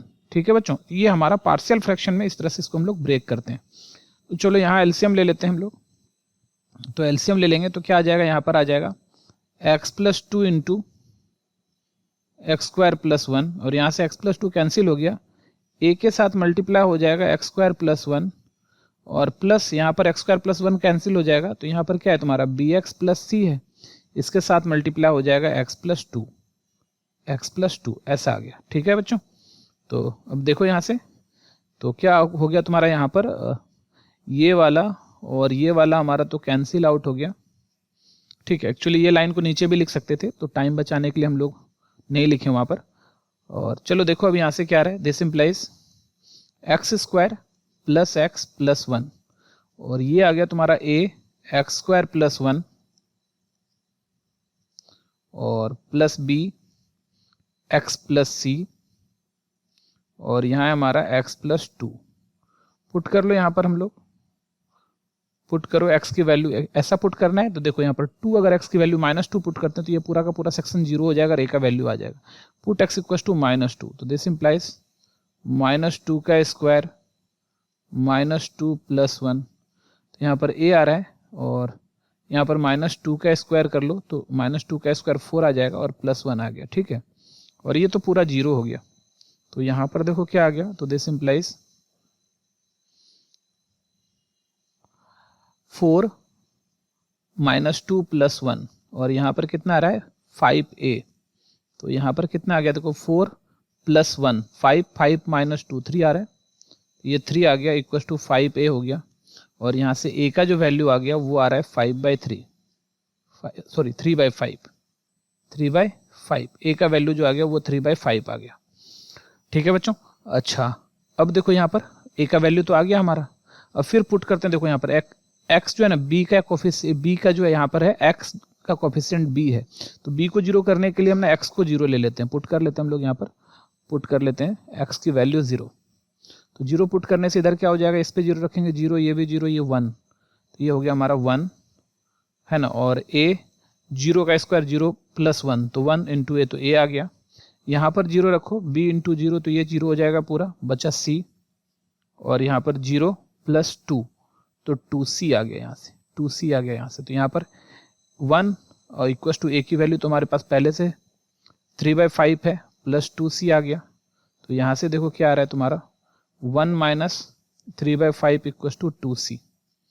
ठीक है, तो यहाँ से कितना आ रहा है 5 एलसीएम ले लो, 5 माइनस 3 इक्वल टू 2c है ना, और यहाँ पर क्या आ रहा है तुम्हारा, अभी देखो 2/5 आ रहा है, यहाँ पे 2/5 इक्वल टू 2c, तो 2 कैंसिल हो गया, और c की जो वैल्यू आ गई वो आ गई 1/5 है ना, ये कट के यहाँ पर 1 आ गया, तो c की वैल्यू आ गई 1/5। अब देखो हमारे पास a आ गया, c आ गया, अब b निकालना है, तो लेकिन अभी यहाँ पर कुछ ऐसा है नहीं कि जिसको हम 0 कर पाए, तो आप कोई भी एक नंबर ले लो, कोई भी एक नंबर पुट कर सकते हो जो तुमको आसान लगे। तो अभी तो -2 हो गया, 0 हो गया, 1 ले लेते हैं, अब यही एक नंबर आसान सा बचा हुआ है नज़दीक में, तभी यहाँ पर 1 रखेंगे, तो 1 का स्क्वायर क्या आ जाएगा 1 प्लस 1 प्लस 1, तो 1 प्लस 1 प्लस 1, अभी यहाँ 1 रखेंगे, तो 1 का स्क्वायर 1 प्लस 1 2a, यहाँ पर आ गया 2a, प्लस यहाँ पर 1 रखेंगे b into 1 b plus c, तो b प्लस c आ गया, और यहाँ क्या आया 1 प्लस 2 3, ये 3 आ गया। ठीक है, तो हम लोग अब यहाँ तो क्या आ रहा है हमारा, यहाँ पर तो देखो 3 आ गया इक्वल टू 2, और a का वैल्यू हम लोग लिख रहे हैं 3/5, और plus b plus c, b का वैल्यू तो नहीं पता हमको, b तो निकालना ही है, और c का वैल्यू है 1/5, और यहाँ से क्या आ गया इंटू 3, तो देखो 3 सब में है ना, 3 सब में है, तो कॉमन निकाल के काट भी सकते हैं 3 हम लोग, तो कॉमन निकाल के काट ही लेते हैं। यहाँ पर देखो कॉमन निकाल लिए 3 सब में, इसमें भी 3 है, इसमें भी 3 है, तो यहाँ पर क्या बचा 2/5 और प्लस b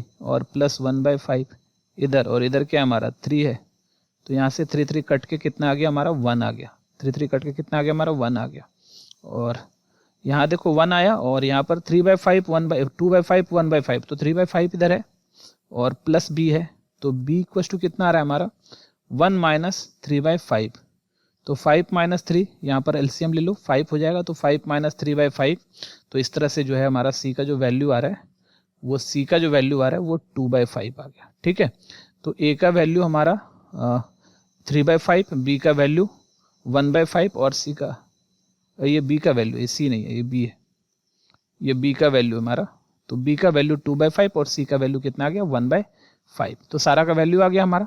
तो अब हम लोग क्या लिख सकते हैं, तो देयरफॉर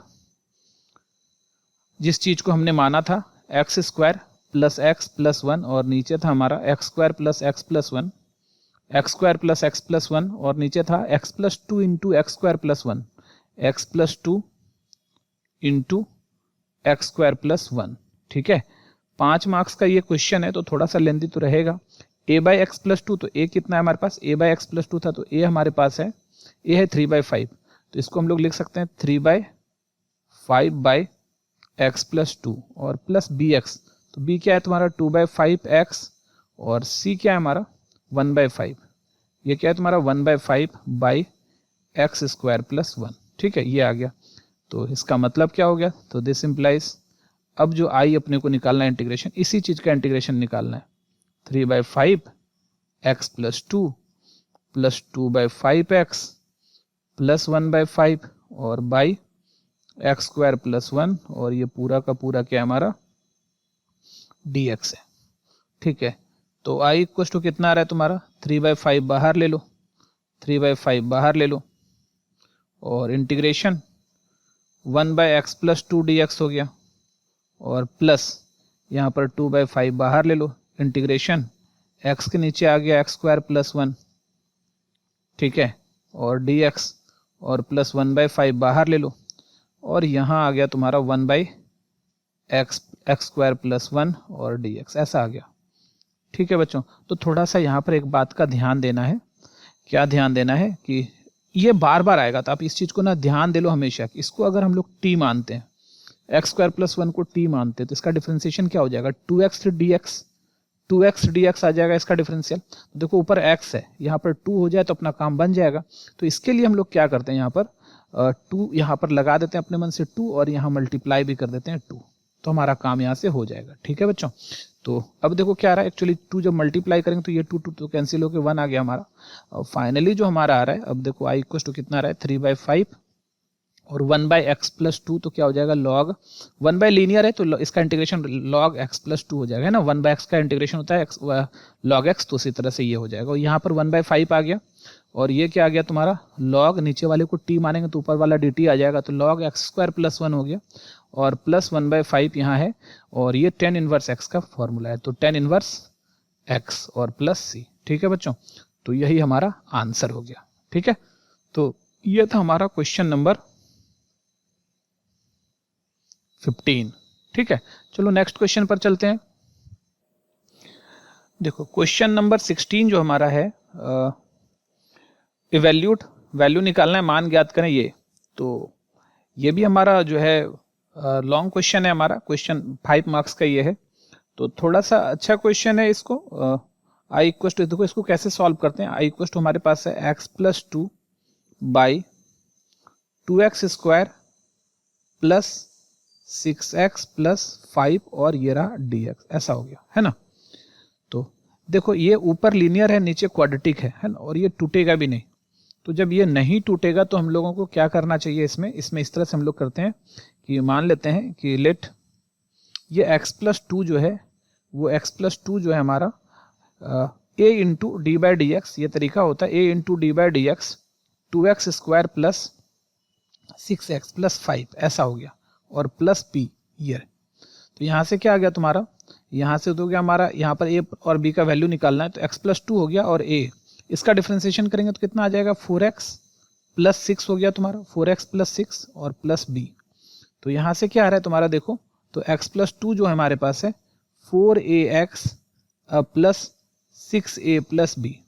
अच्छा, जब दोनों को इक्वेट करेंगे हम लोग, दोनों को इक्वेट करेंगे तो 4ax, तो 4a = कितना आ जाएगा 1 आ जाएगा, तो 4a = हो गया 1 एंड 6a + b = कितना आ जाएगा 2, तो 6a + b जो है वो कितना आ जाएगा 2। तो यहाँ से देखो a का वैल्यू जो आ रहा है हमारा, a का वैल्यू 1/4 आ गया और साथ में यहाँ पे 6 × a का वैल्यू यहाँ डाल देंगे, 6 × 1/4 और प्लस b = कितना है 2 है। देखो तो 2 × 4 और 2 × 3 = 6 ऐसा आ गया तुम्हारे पास। तो b का वैल्यू जो यहाँ पर आ रहा है वो आ रहा है 2 और माइनस इधर देखो क्या है 3/2, इधर आके 3/2 आ जाएगा। तो 2 माइनस 3/2 तो ये तो 1/2 आ गया है ना, 4 तो ये 1/2। तो a और b का दोनों का वैल्यू आ गया हमारे पास। तो यहाँ पर क्या हुआ दैट इज, तो x+2 जो हमारा है, x+2 को अब हम लोग क्या लिख सकते हैं, यहाँ पर से देखो इस वाले से यहाँ x+2 को यहाँ से देखो इस तरह से हम लोग लिख सकते हैं। क्या लिख सकते हैं, एक तो हो गया हमारा a क्या है हमारे पास 1/4 और साथ में 4x + 6 ऐसा हो गया, ये a आ गया, और प्लस b क्या है हमारा 1/2 ऐसा आ गया। तो अब जो हमारा देयरफॉर i जो हमारा आया, तो ये तो x+2 ऊपर वाला चीज़ है, तो i = ऊपर में हमारे पास आ जाएगा 1/4 और 4x + 6 + 1/2, और बाई यहाँ से क्या आ रहा है हमारे पास, नीचे जो था, नीचे जो है वही रहेगा, नीचे हमारा 2x² + 6x + 5, 2x² + 6x + 5, 2x² + 6x + 5, ठीक है, ये हमारा हो गया और ये dx। तो चलो हम इसको दो हिस्से में ले लेते हैं,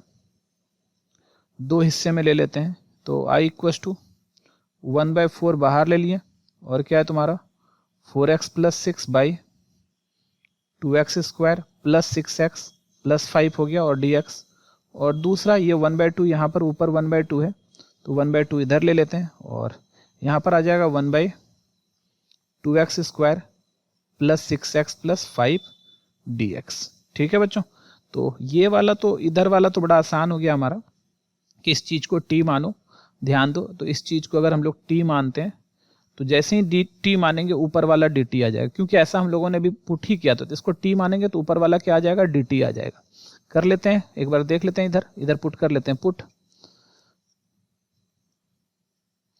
2x² + 6x + 5 जो है वो t के बराबर है। तो इसका जब डिफ्रेंसिएशन करेंगे तो कितना आ जाएगा 4x + 6, और ये पूरा हो जाएगा हमारा dx, और ये क्या हो जाएगा dt। तो देखो ऊपर dt नीचे t आ गया।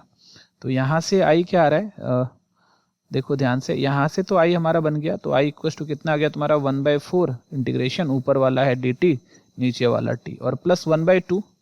अब यहाँ पर देखो क्या करते हैं, 2 सबका कॉमन निकाल लेते हैं। यहाँ पर हम लोग यहाँ पर यहाँ नीचे 2 कॉमन निकाल लेते हैं, क्योंकि इसको हमको परफेक्ट स्क्वायर बनाना है। तो x² + 6x से 2 निकला, 3x बचा, अब प्लस यहाँ 5/2 हो गया, और साथ में चला dx। ठीक है बच्चों, तो अब देखो इसको, तो i = 1/4 dt/t तो हो गया तुम्हारा log t, यहाँ से log t आ गया, और यहाँ पर 1/4 बाहर ले लो, और ये रहा 1/, इसको हम लोग क्या कर सकते हैं, x² परफेक्ट स्क्वायर बना रहे हैं, तो 2 × a के जगह x, 2a और b का वैल्यू ऐसा लेना है कि वो मल्टीप्लाई होकर 3x हो जाए, तो 3/2 ले लेते हैं। तो यहाँ से 2 कट जाएगा, तो देखो 3x आ गया। अब प्लस b के जगह क्या आ गया 3/2, तो 3/2 का होल स्क्वायर आ गया, है ना। और प्लस क्या है तुम्हारा 5/2, और माइनस, क्योंकि 3/2 अपने मन से ऐड किया तो उसको सब्ट्रैक्ट भी करते हैं, घटाना भी अपने मन से, तो 3/2 का स्क्वायर, और साथ में यहाँ रहा dx, ऐसा हो गया। तो अब देखो यहाँ से क्या हो गया, i = 1/4, ठीक है, log, और t की वैल्यू जो हमने मान के रखा तो वो डाल दो। t की वैल्यू क्या माना था हम लोगों ने, 2x² + 6x + 5, ये आ गया। अब प्लस 1/4, और इधर देखो क्या आ रहा है हमारे पास, इधर आ रहा है हमारे पास 1/a + a² + 2ab + b², a + b का होल स्क्वायर, तो x + 3/2 का होल स्क्वायर, और प्लस 5/2 - 9/4, ठीक है, ये रहा, और ये रहा dx। इधर का काम तो मेरा क्लियर है, इधर वाला पहला पार्ट तो हमारा बन गया है। तो 1/4 log 2x² + 6x + 5 हो गया। अब प्लस 1/4 है, इंटीग्रेशन 1, और नीचे क्या है तुम्हारे पास x + 3/2 का होल स्क्वायर, और प्लस इसका एलसीएम ले लो 4, ऊपर 2 × 4 10, और -1 9 हो जाएगा, तो 9, 10 - 9 तो 1 बचा, तो 2 × 4 तो 5 × 10 - 9, तो 10 - 9 1 आ जाएगा। तो 1/4 है, ये एक्चुअली में 1/4 है। चलो एक लाइन और लिख ही लेते हैं, यहाँ पर भी कर सकते थे हम लोग। तो i = कितना आ रहा है तुम्हारा 1/4 log 2x² + 6x + 5, और प्लस 1/4, और ये है तुम्हारा इंटीग्रेशन 1/x + 3/2 का होल स्क्वायर, अब प्लस ये 1/4 है, तो 1/2 का होल स्क्वायर dx। अब यहाँ पर फॉर्मूला लगा देंगे dx 1/x² + a², इसका इंटीग्रेशन स्पेशल इंटीग्रेशन है हमारा, और अपने को पता है इसका इंटीग्रेशन क्या होता है। अगर तुम देखोगे तो इंटीग्रेशन 1/x² + a² dx क्या होता है, ये इंटीग्रेशन होता है 1/a log tan 1 x by a और प्लस c, ये होता है इसका इंटीग्रेशन। तो ये तो फॉर्मूला पता ही होगा तुम लोगों को, हम एक बार फिर से लिख दिए कि आप लोग इसको एक बार ध्यान दो, ठीक है, कि 1/x² + a² क्या होता है 1/a tan 1 x by a। तो अब बस लिखना है अपने लोगों को। तो यहाँ से क्या आ रहा है, i = 1/4 और log 2x² + 6x + 5, ये यहाँ से, और प्लस 1/4 और 1/a, तो 1/a की जगह तो 1/2 आ गया, और फिर tan 1 x by a, तो x क्या है तुम्हारा x + 3/2 और by a कहने का मतलब 1/2 और प्लस c आ जाएगा। तो यहाँ से तो 2 कैंसिल होके 2 2 जा 4, तो फाइनल आंसर जो हमारा आ रहा है वो कितना आ रहा है 1/4 और log 2x² + 6x + 5 और प्लस 1/2 और tan 1, इसको सॉल्व करेंगे तो देखो यहाँ से आ जाएगा, ऊपर एलसीएम लेंगे तो 2x + 3/2 और नीचे 2 तो कट जाएगा, नहीं /2 हो जाएगा यहाँ पर, ये लो, ये /2 ऊपर हो गया और 1/2 यहाँ हो गया नीचे प्लस c, तो ये 2 और ये 2 कैंसिल हो गया। तो चलो एक लाइन और लिख ही देते हैं, तो तुम लोग देख लेना, बहुत ज़्यादा लेंथी नहीं बनाना है, तो जहाँ पर हम समझाने के लिए पूरा इतना ये कर रहे हैं, प्लस 1/2 और tan 1 ये आ गया 2x + 3, नीचे तो कुछ बचा नहीं c, और यही हमारा आंसर हो गया। ठीक है बच्चों, समझ में आ गई। चलो हम लोग चलते हैं अब नेक्स्ट क्वेश्चन पर। देखो नेक्स्ट क्वेश्चन हमारा 17 है, और ये वेक्टर का क्वेश्चन है और आसान सा क्वेश्चन है ये, बस 4 पार्ट दिया हुआ है। क्या है तुम्हारा, वेक्टर दिया हुआ है कि पोजीशन वेक्टर ऑफ ए का पोजीशन वेक्टर, बी का पोजीशन वेक्टर, सी का पोजीशन वेक्टर और डी का पोजीशन वेक्टर दिया हुआ है। ठीक है, तो फिर अपने को निकालना है एक एक करके। तो जो पहले गिवन है वो देख लेते हैं। तो सोल्यूशन हमारे पास जो गिवन है वो क्या है, देखो ध्यान से, पोजीशन वेक्टर ऑफ ए का जो पोजीशन वेक्टर है वो है i + j + k। Position vector of B का जो पोजीशन वेक्टर है 2i + 5j, 2i + 5j। Position vector of सी जो है, सी का जो पोजीशन वेक्टर है 3i + 2j - 3k, ये है गया। और पोजीशन वेक्टर जो डी का है, पोजीशन वेक्टर ऑफ डी का जो पोजीशन वेक्टर है वो लिखा हुआ है i - 6j - k। ठीक है, फिर से एक बार चेक कर लो, ए का position vector i + j + k, B का position vector 2i + 5j, C का position vector 3i + 2j - 3k और टी का position vector i - 6j - k। ठीक है, चलो अब अपने को क्या करना है, ए बी निकालना है। तो ए बी पहला में ए बी निकालना है, वेक्टर ए बी। तो वेक्टर ए बी क्या होता है, पोजीशन वेक्टर ऑफ बी बाद वाला minus position vector of A, तो ये माइनस हो जाएगा। तो बी कहने का मतलब 2i - 5j और माइनस ए वाला क्या है तुम्हारा i + j + k।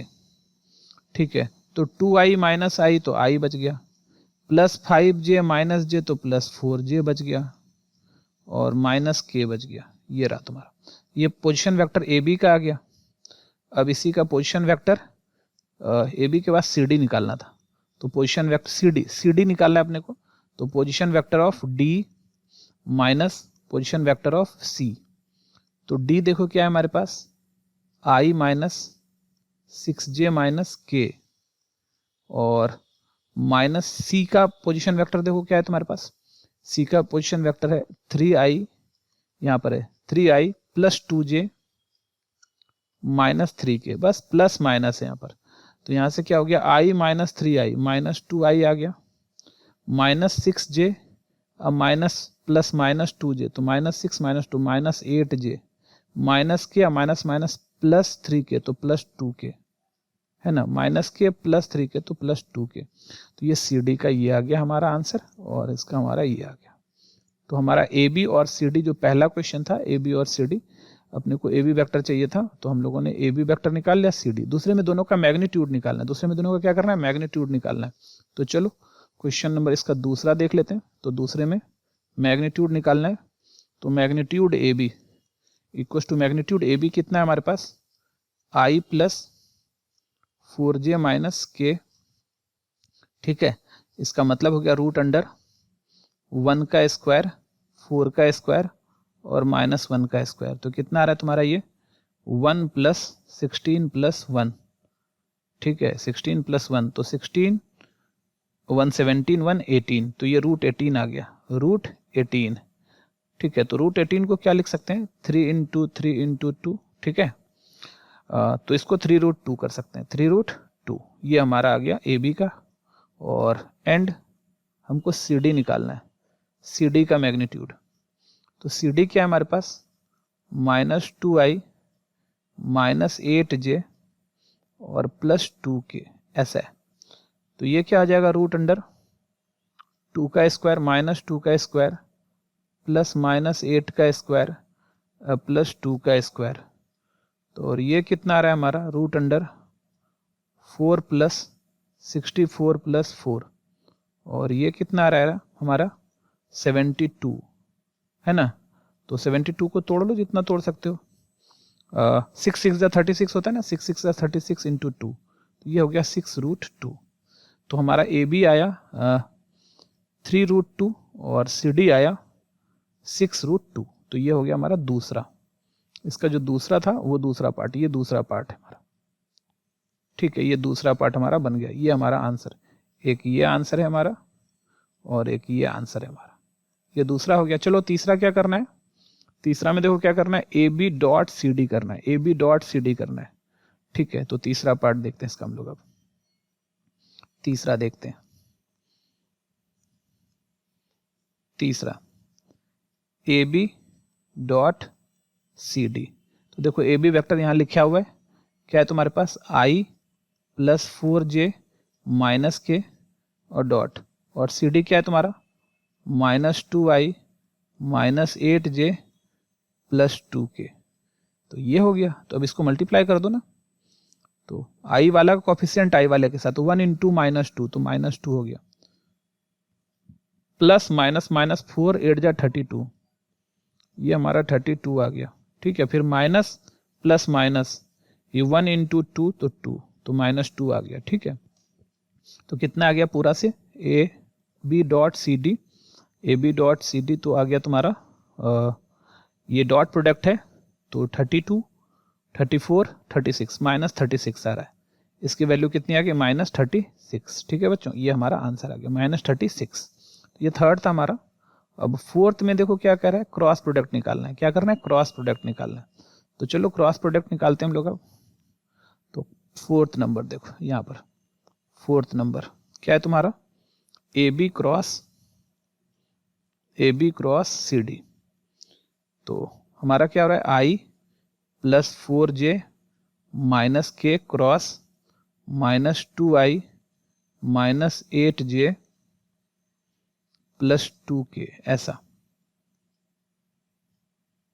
है ना, ये आ रहा है। तो यहां से कितना आ रहा है हमारा, i j k 1 4 -1 -2 -8 2, ठीक है। अब इसको हम लोग क्या करते हैं, देखो ध्यान से, i पहला वाले का ले लेते हैं और डिटर्मिनेंट बनाना है ना, ये अपना रो और अपना कॉलम खत्म करता है, ठीक है। तो ये अपना रो और ये अपना कॉलम अगर खत्म करेगा तो क्या बच रहा है, बच रहा है हमारे पास यहाँ पर 4 -1 -8 2, फिर -j, ठीक है, फिर -j। तो ये अपना रो और अपना कॉलम ये खत्म कर देगा, तो क्या बच रहा है यहाँ पर 1 -1 -2 2, प्लस ये खत्म छोड़ दो। अब अपना रो और अपना कॉलम ये खत्म करेगा तो k बाहर आ रहा है, और 1 4 -2 -8, ऐसा, ठीक है। बस इसको सॉल्व कर दो, हमारा आंसर आ जाएगा। तो यहाँ से हो गया i और 4 2 जा 8, इसको ऐसे 4 2 जा 8 minus minus minus plus 8 into 8 8 minus J, यहाँ से 2 माइनस, देखो यहाँ से क्या आ रहा है तुम्हारा, एक्चुअली में ये करने का जरूरत ही नहीं था, देख लो दोनों प्रोपोर्शनल है, ये दोनों क्या है तुम्हारा प्रोपोर्शनल है, तो डायरेक्ट ही हम जीरो लिख सकते थे, 0i 0j 0k, पूरा का पूरा डिटर्मिनेंट ही क्या होता है, जीरो वेक्टर आ जाता। कोई बात नहीं है, जब कर दिए तो कर दिए, और प्लस के, और यहाँ पर माइनस 8 प्लस 8, तो ये क्या आ रहा है हमारा 0i माइनस 0j, और प्लस 0j ले लो, माइनस प्लस में कोई फर्क नहीं पड़ता है, और 0k, इसका मतलब ये जीरो वेक्टर आ गया, कितना आ गया, जीरो वेक्टर आ गया। ठीक है, ऐसे भी यहीं से पता चल रहा था जीरो वेक्टर कि ये वाला रो और ये वाला रो प्रोपोर्शनल है, अनुपातिक है, तो अगर दो रो किसी भी डिटर्मिनेंट का अनुपातिक हो जाए या दो कॉलम अनुपातिक हो जाए तो उसकी वैल्यू जीरो हो जाती है। ठीक है, तो आप ये कर सकते हो। तो ये था हमारा 4 नंबर। ठीक है बच्चों, ये था हमारा 4 नंबर, और इस तरह से हम लोगों ने ये क्वेश्चन नंबर 17 कर लिया। ठीक है, चलो आगे बढ़ते हैं। क्वेश्चन नंबर 8 क्या कह रहा है हमारा कि find the shortest distance between lines. देखो हमारे पास दो लाइन है, एक लाइन ये है और एक लाइन ये है, इस दोनों के बीच का शॉर्टेस्ट डिस्टेंस निकालना है। क्या करना है, शॉर्टेस्ट डिस्टेंस निकालना है, दोनों के बीच का जो सबसे शॉर्टेस्ट डिस्टेंस होगा। तो मान लेते हैं गिवन लेट L1 लाइन जो है तुम्हारा वो है R equals to I plus 2J plus 3K और plus lambda 2I plus 3J plus 4K, ऐसा हो गया। ठीक है, और ये हो गया तुम्हारा एंड L2 जो लाइन है वो है हमारा vector R equals to 2I plus 4J plus 5K और साथ में म्यू और 4I plus 6J plus 8K। अच्छा, अब ध्यान से अगर इस दोनों को देखो, इस वाले चीज को देखो, इस वाले चीज को देखो और इस वाले चीज को देखो। ठीक है, तो ये दोनों जो है ना, ये 2 3 4 4 6 8, तो दोनों सेम है ना, दोनों क्या है तुम्हारा सेम है। तो इसका जो डायरेक्शन मतलब पैरेलल लाइन है, दोनों क्या है तुम्हारा पैरेलल लाइन है। तो इसी को हम लोग क्या लिख सकते हैं, तो दिस इंप्लाइज, इसी को R को हम लोग लिख सकते हैं 2I plus 4J plus 5K और 2 कॉमन निकाल लेते हैं, तो 2 म्यू बाहर आ गया और अंदर में आ गया 2I plus 3J plus 4K। तो ये हो गया तुम्हारा पैरेलल। तो यहाँ पर ये बराबर है दोनों पे, तो लाइन यहाँ क्लियरली L1 पैरेलल है तुम्हारा L2, दोनों लाइन जो है ना एक दूसरे के पैरेलल है। ठीक है, और पैरेलल है, और देखो पास कहाँ से कर रहा है, एक पॉइंट तो यहाँ से पास कर रहा है, देखो ध्यान से, एक पॉइंट तो यहाँ से पास कर रहा है और एक पॉइंट यहाँ से पास कर रहा है। ठीक है, क्लियरली L1 L2 ये रहा। ठीक है, तो यहाँ पर अगर L1 पास कर रहा है तो हम लोग क्या लिख सकते हैं कि यहाँ पर हमारा जो A1 है I plus 2J plus 3K, ये A1 हो गया, और A2 जो है दूसरा लाइन जो पास कर रहा है 2I plus 4J plus 5K और पैरेलल है, और दोनों का लाइन का जो डायरेक्शन है वो है एंड डायरेक्शन जो है वेक्टर B डायरेक्शन दोनों का जो है वो 2I plus 3J plus 4K। ठीक है, ये हमारा लाइन का डायरेक्शन हो गया। ठीक है, अब हम लोगों को क्या करना है, इसके बीच का जो है इसके बीच का डिस्टेंस निकालना है। तो distance between two lines, two parallel lines. ठीक है बच्चों, तो अब यहां पर 9 distance between L1 and L2 equals to, इसको क्या लिखते हैं, D लिखते हैं। ठीक है, L1 और L2 के बीच के लाइन का डिस्टेंस को हम लोग क्या कर देते हैं, D। ठीक है, और D क्या हो जाता है, डिस्टेंस निकालना है। ध्यान देना, ये यहाँ पर हमारे पास क्या है, ये होता है B cross A2 minus A1 bye, ठीक है, B cross A2 minus A1 by magnitude B। ये हो जाता है हमारा दोनों के बीच का लाइन का डिस्टेंस। ठीक है बच्चों, B cross A two minus, याद रखना कि दोनों अगर पैरेलल लाइन है तो पैरेलल लाइन के बीच का क्या होता है, B cross A two minus A one by magnitude B. इस बात को याद रखना, यही सबसे इंपॉर्टेंट बात यहाँ पर थी। और इस तरह का तुमको बहुत सारा फॉर्मूला मिलेगा, आपको सारा फॉर्मूला याद रखना पड़ेगा, तभी जाके आप जो है ना ये 3D वेक्टर का जो है ना क्वेश्चन आप बना पाएंगे। ठीक है बच्चों, तो चलो अब हम लोग इसको सॉल्व कर लेते हैं। तो हमको तो यहाँ पर है, तो यहाँ से क्या आ रहा है तुम्हारा, देख लेते हैं यहाँ से b, तो b हमारे पास है 2i plus 3j plus 4k, ऐसा है। और क्रॉस करना है a2 माइनस a1, घटाना है a2 माइनस a1, तो 2i माइनस आई, तो 2i माइनस आई कितना आ जाएगा, i आ जाएगा। 2i माइनस आई कितना आ गया, i आ गया। ठीक है बच्चों, फिर 4j माइनस 2j तो प्लस 2j आ गया। फिर 5k माइनस 3k तो 2k आ गया। 5k माइनस 3k तो 2k आ गया, ये हुआ।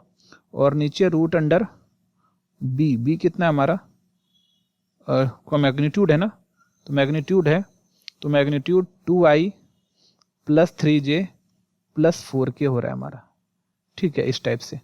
और ये बंद कर लेते हैं, और अब इसका चलो क्रॉस प्रोडक्ट ऊपर निकालना है।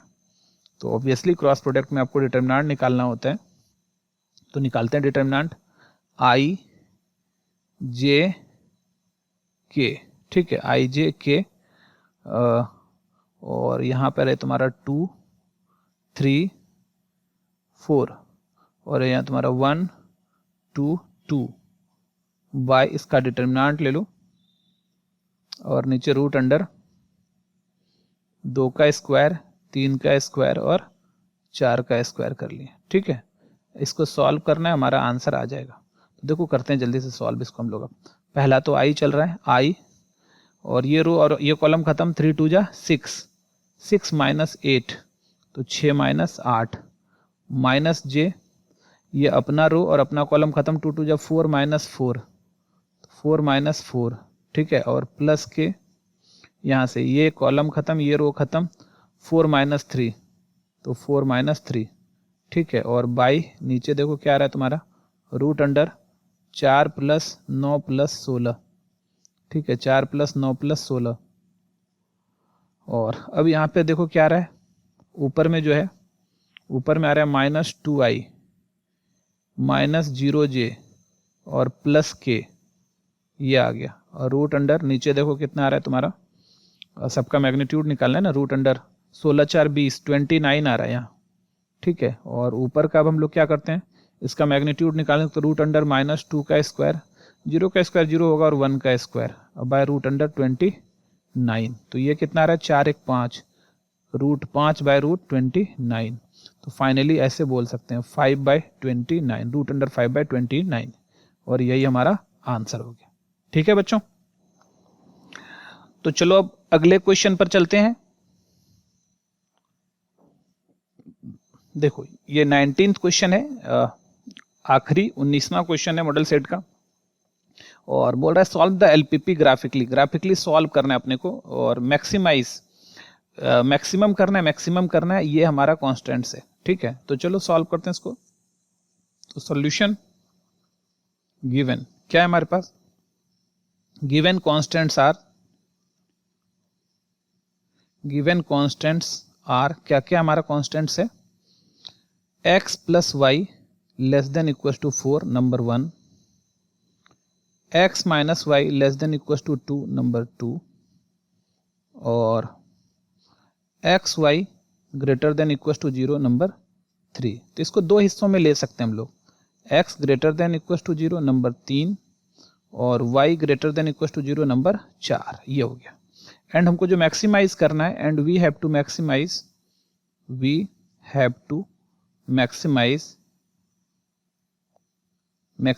हमको क्या मैक्सिमाइज करना है, ध्यान दो, मैक्सिमाइज करना है z equal to 3x plus 2y, maximize z equal to 3x plus 2y, ये मैक्सिमाइज करना है। ठीक है, तो यहां पर आ गया। तो सबसे पहले तो हम लोग लाइन मान लेते हैं कि लेट L1 जो हमारे पास है, लाइन जो है x plus Y equal to 4 ले लेते हैं। तो इसका जो ट्रूथ टेबल आएगा वो कुछ इस तरह से आएगा, एक्स वाई, एक्स का वैल्यू 0 ले लो, वाई का 4 आ जाएगा, वाई का वैल्यू 0 ले लो, एक्स का 4 आ जाएगा, एक्स का कितना आ जाएगा 4 आ जाएगा।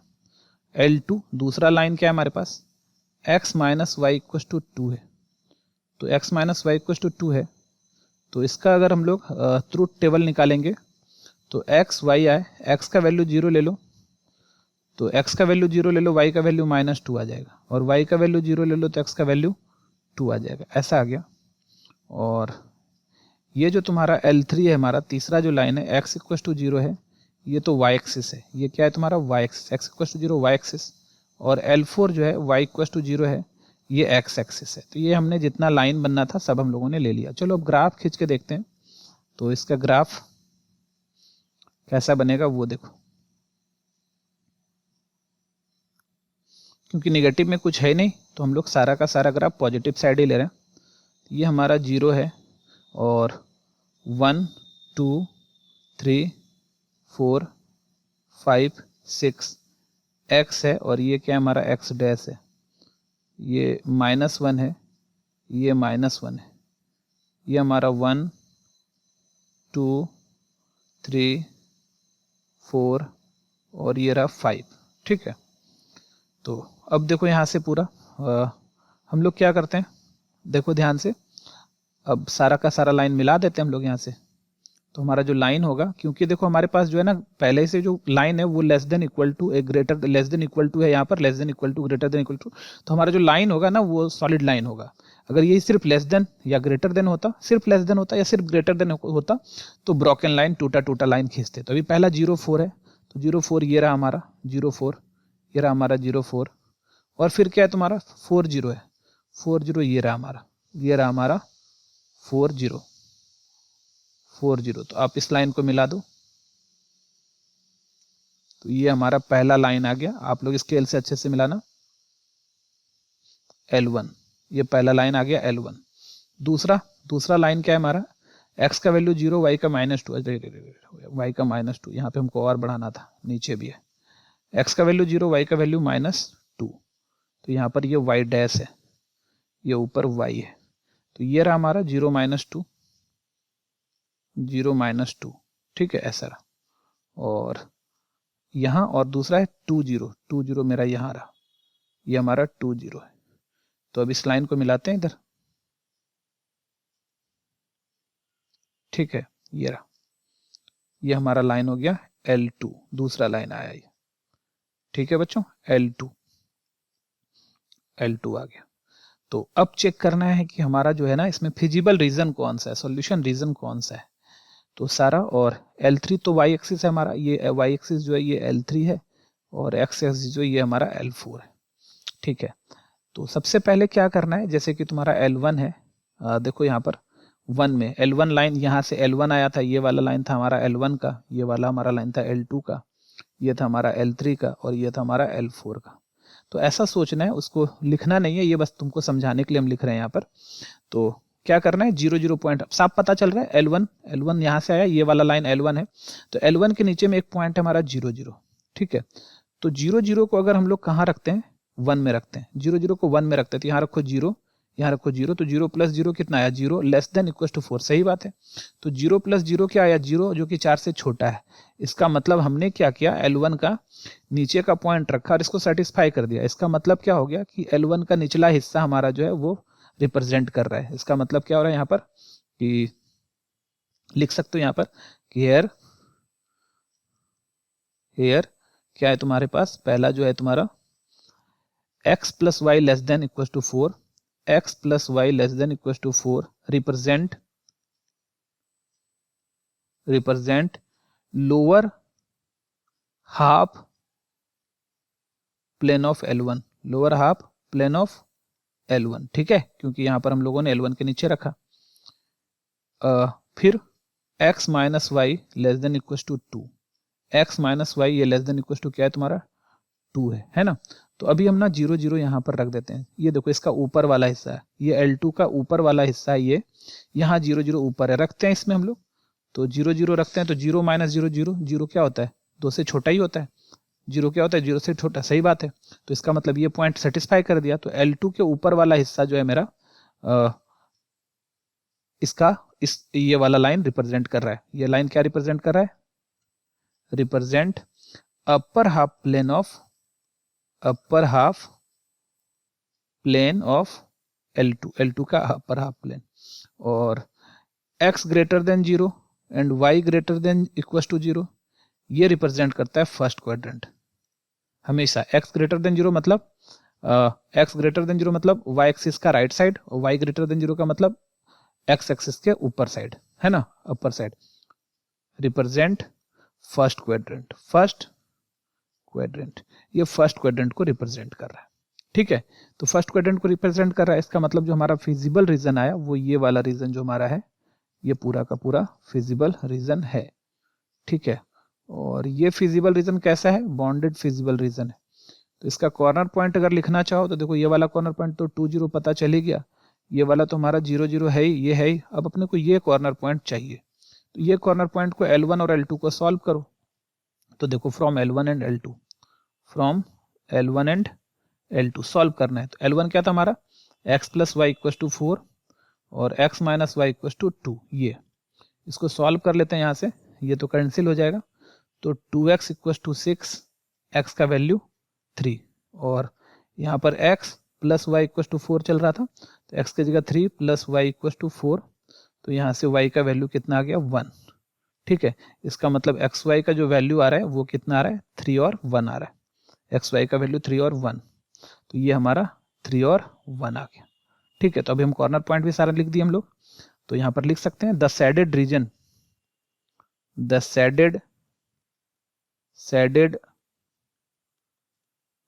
Is feasible region which is bonded, ये बॉन्डेड है, which is bonded and its corner points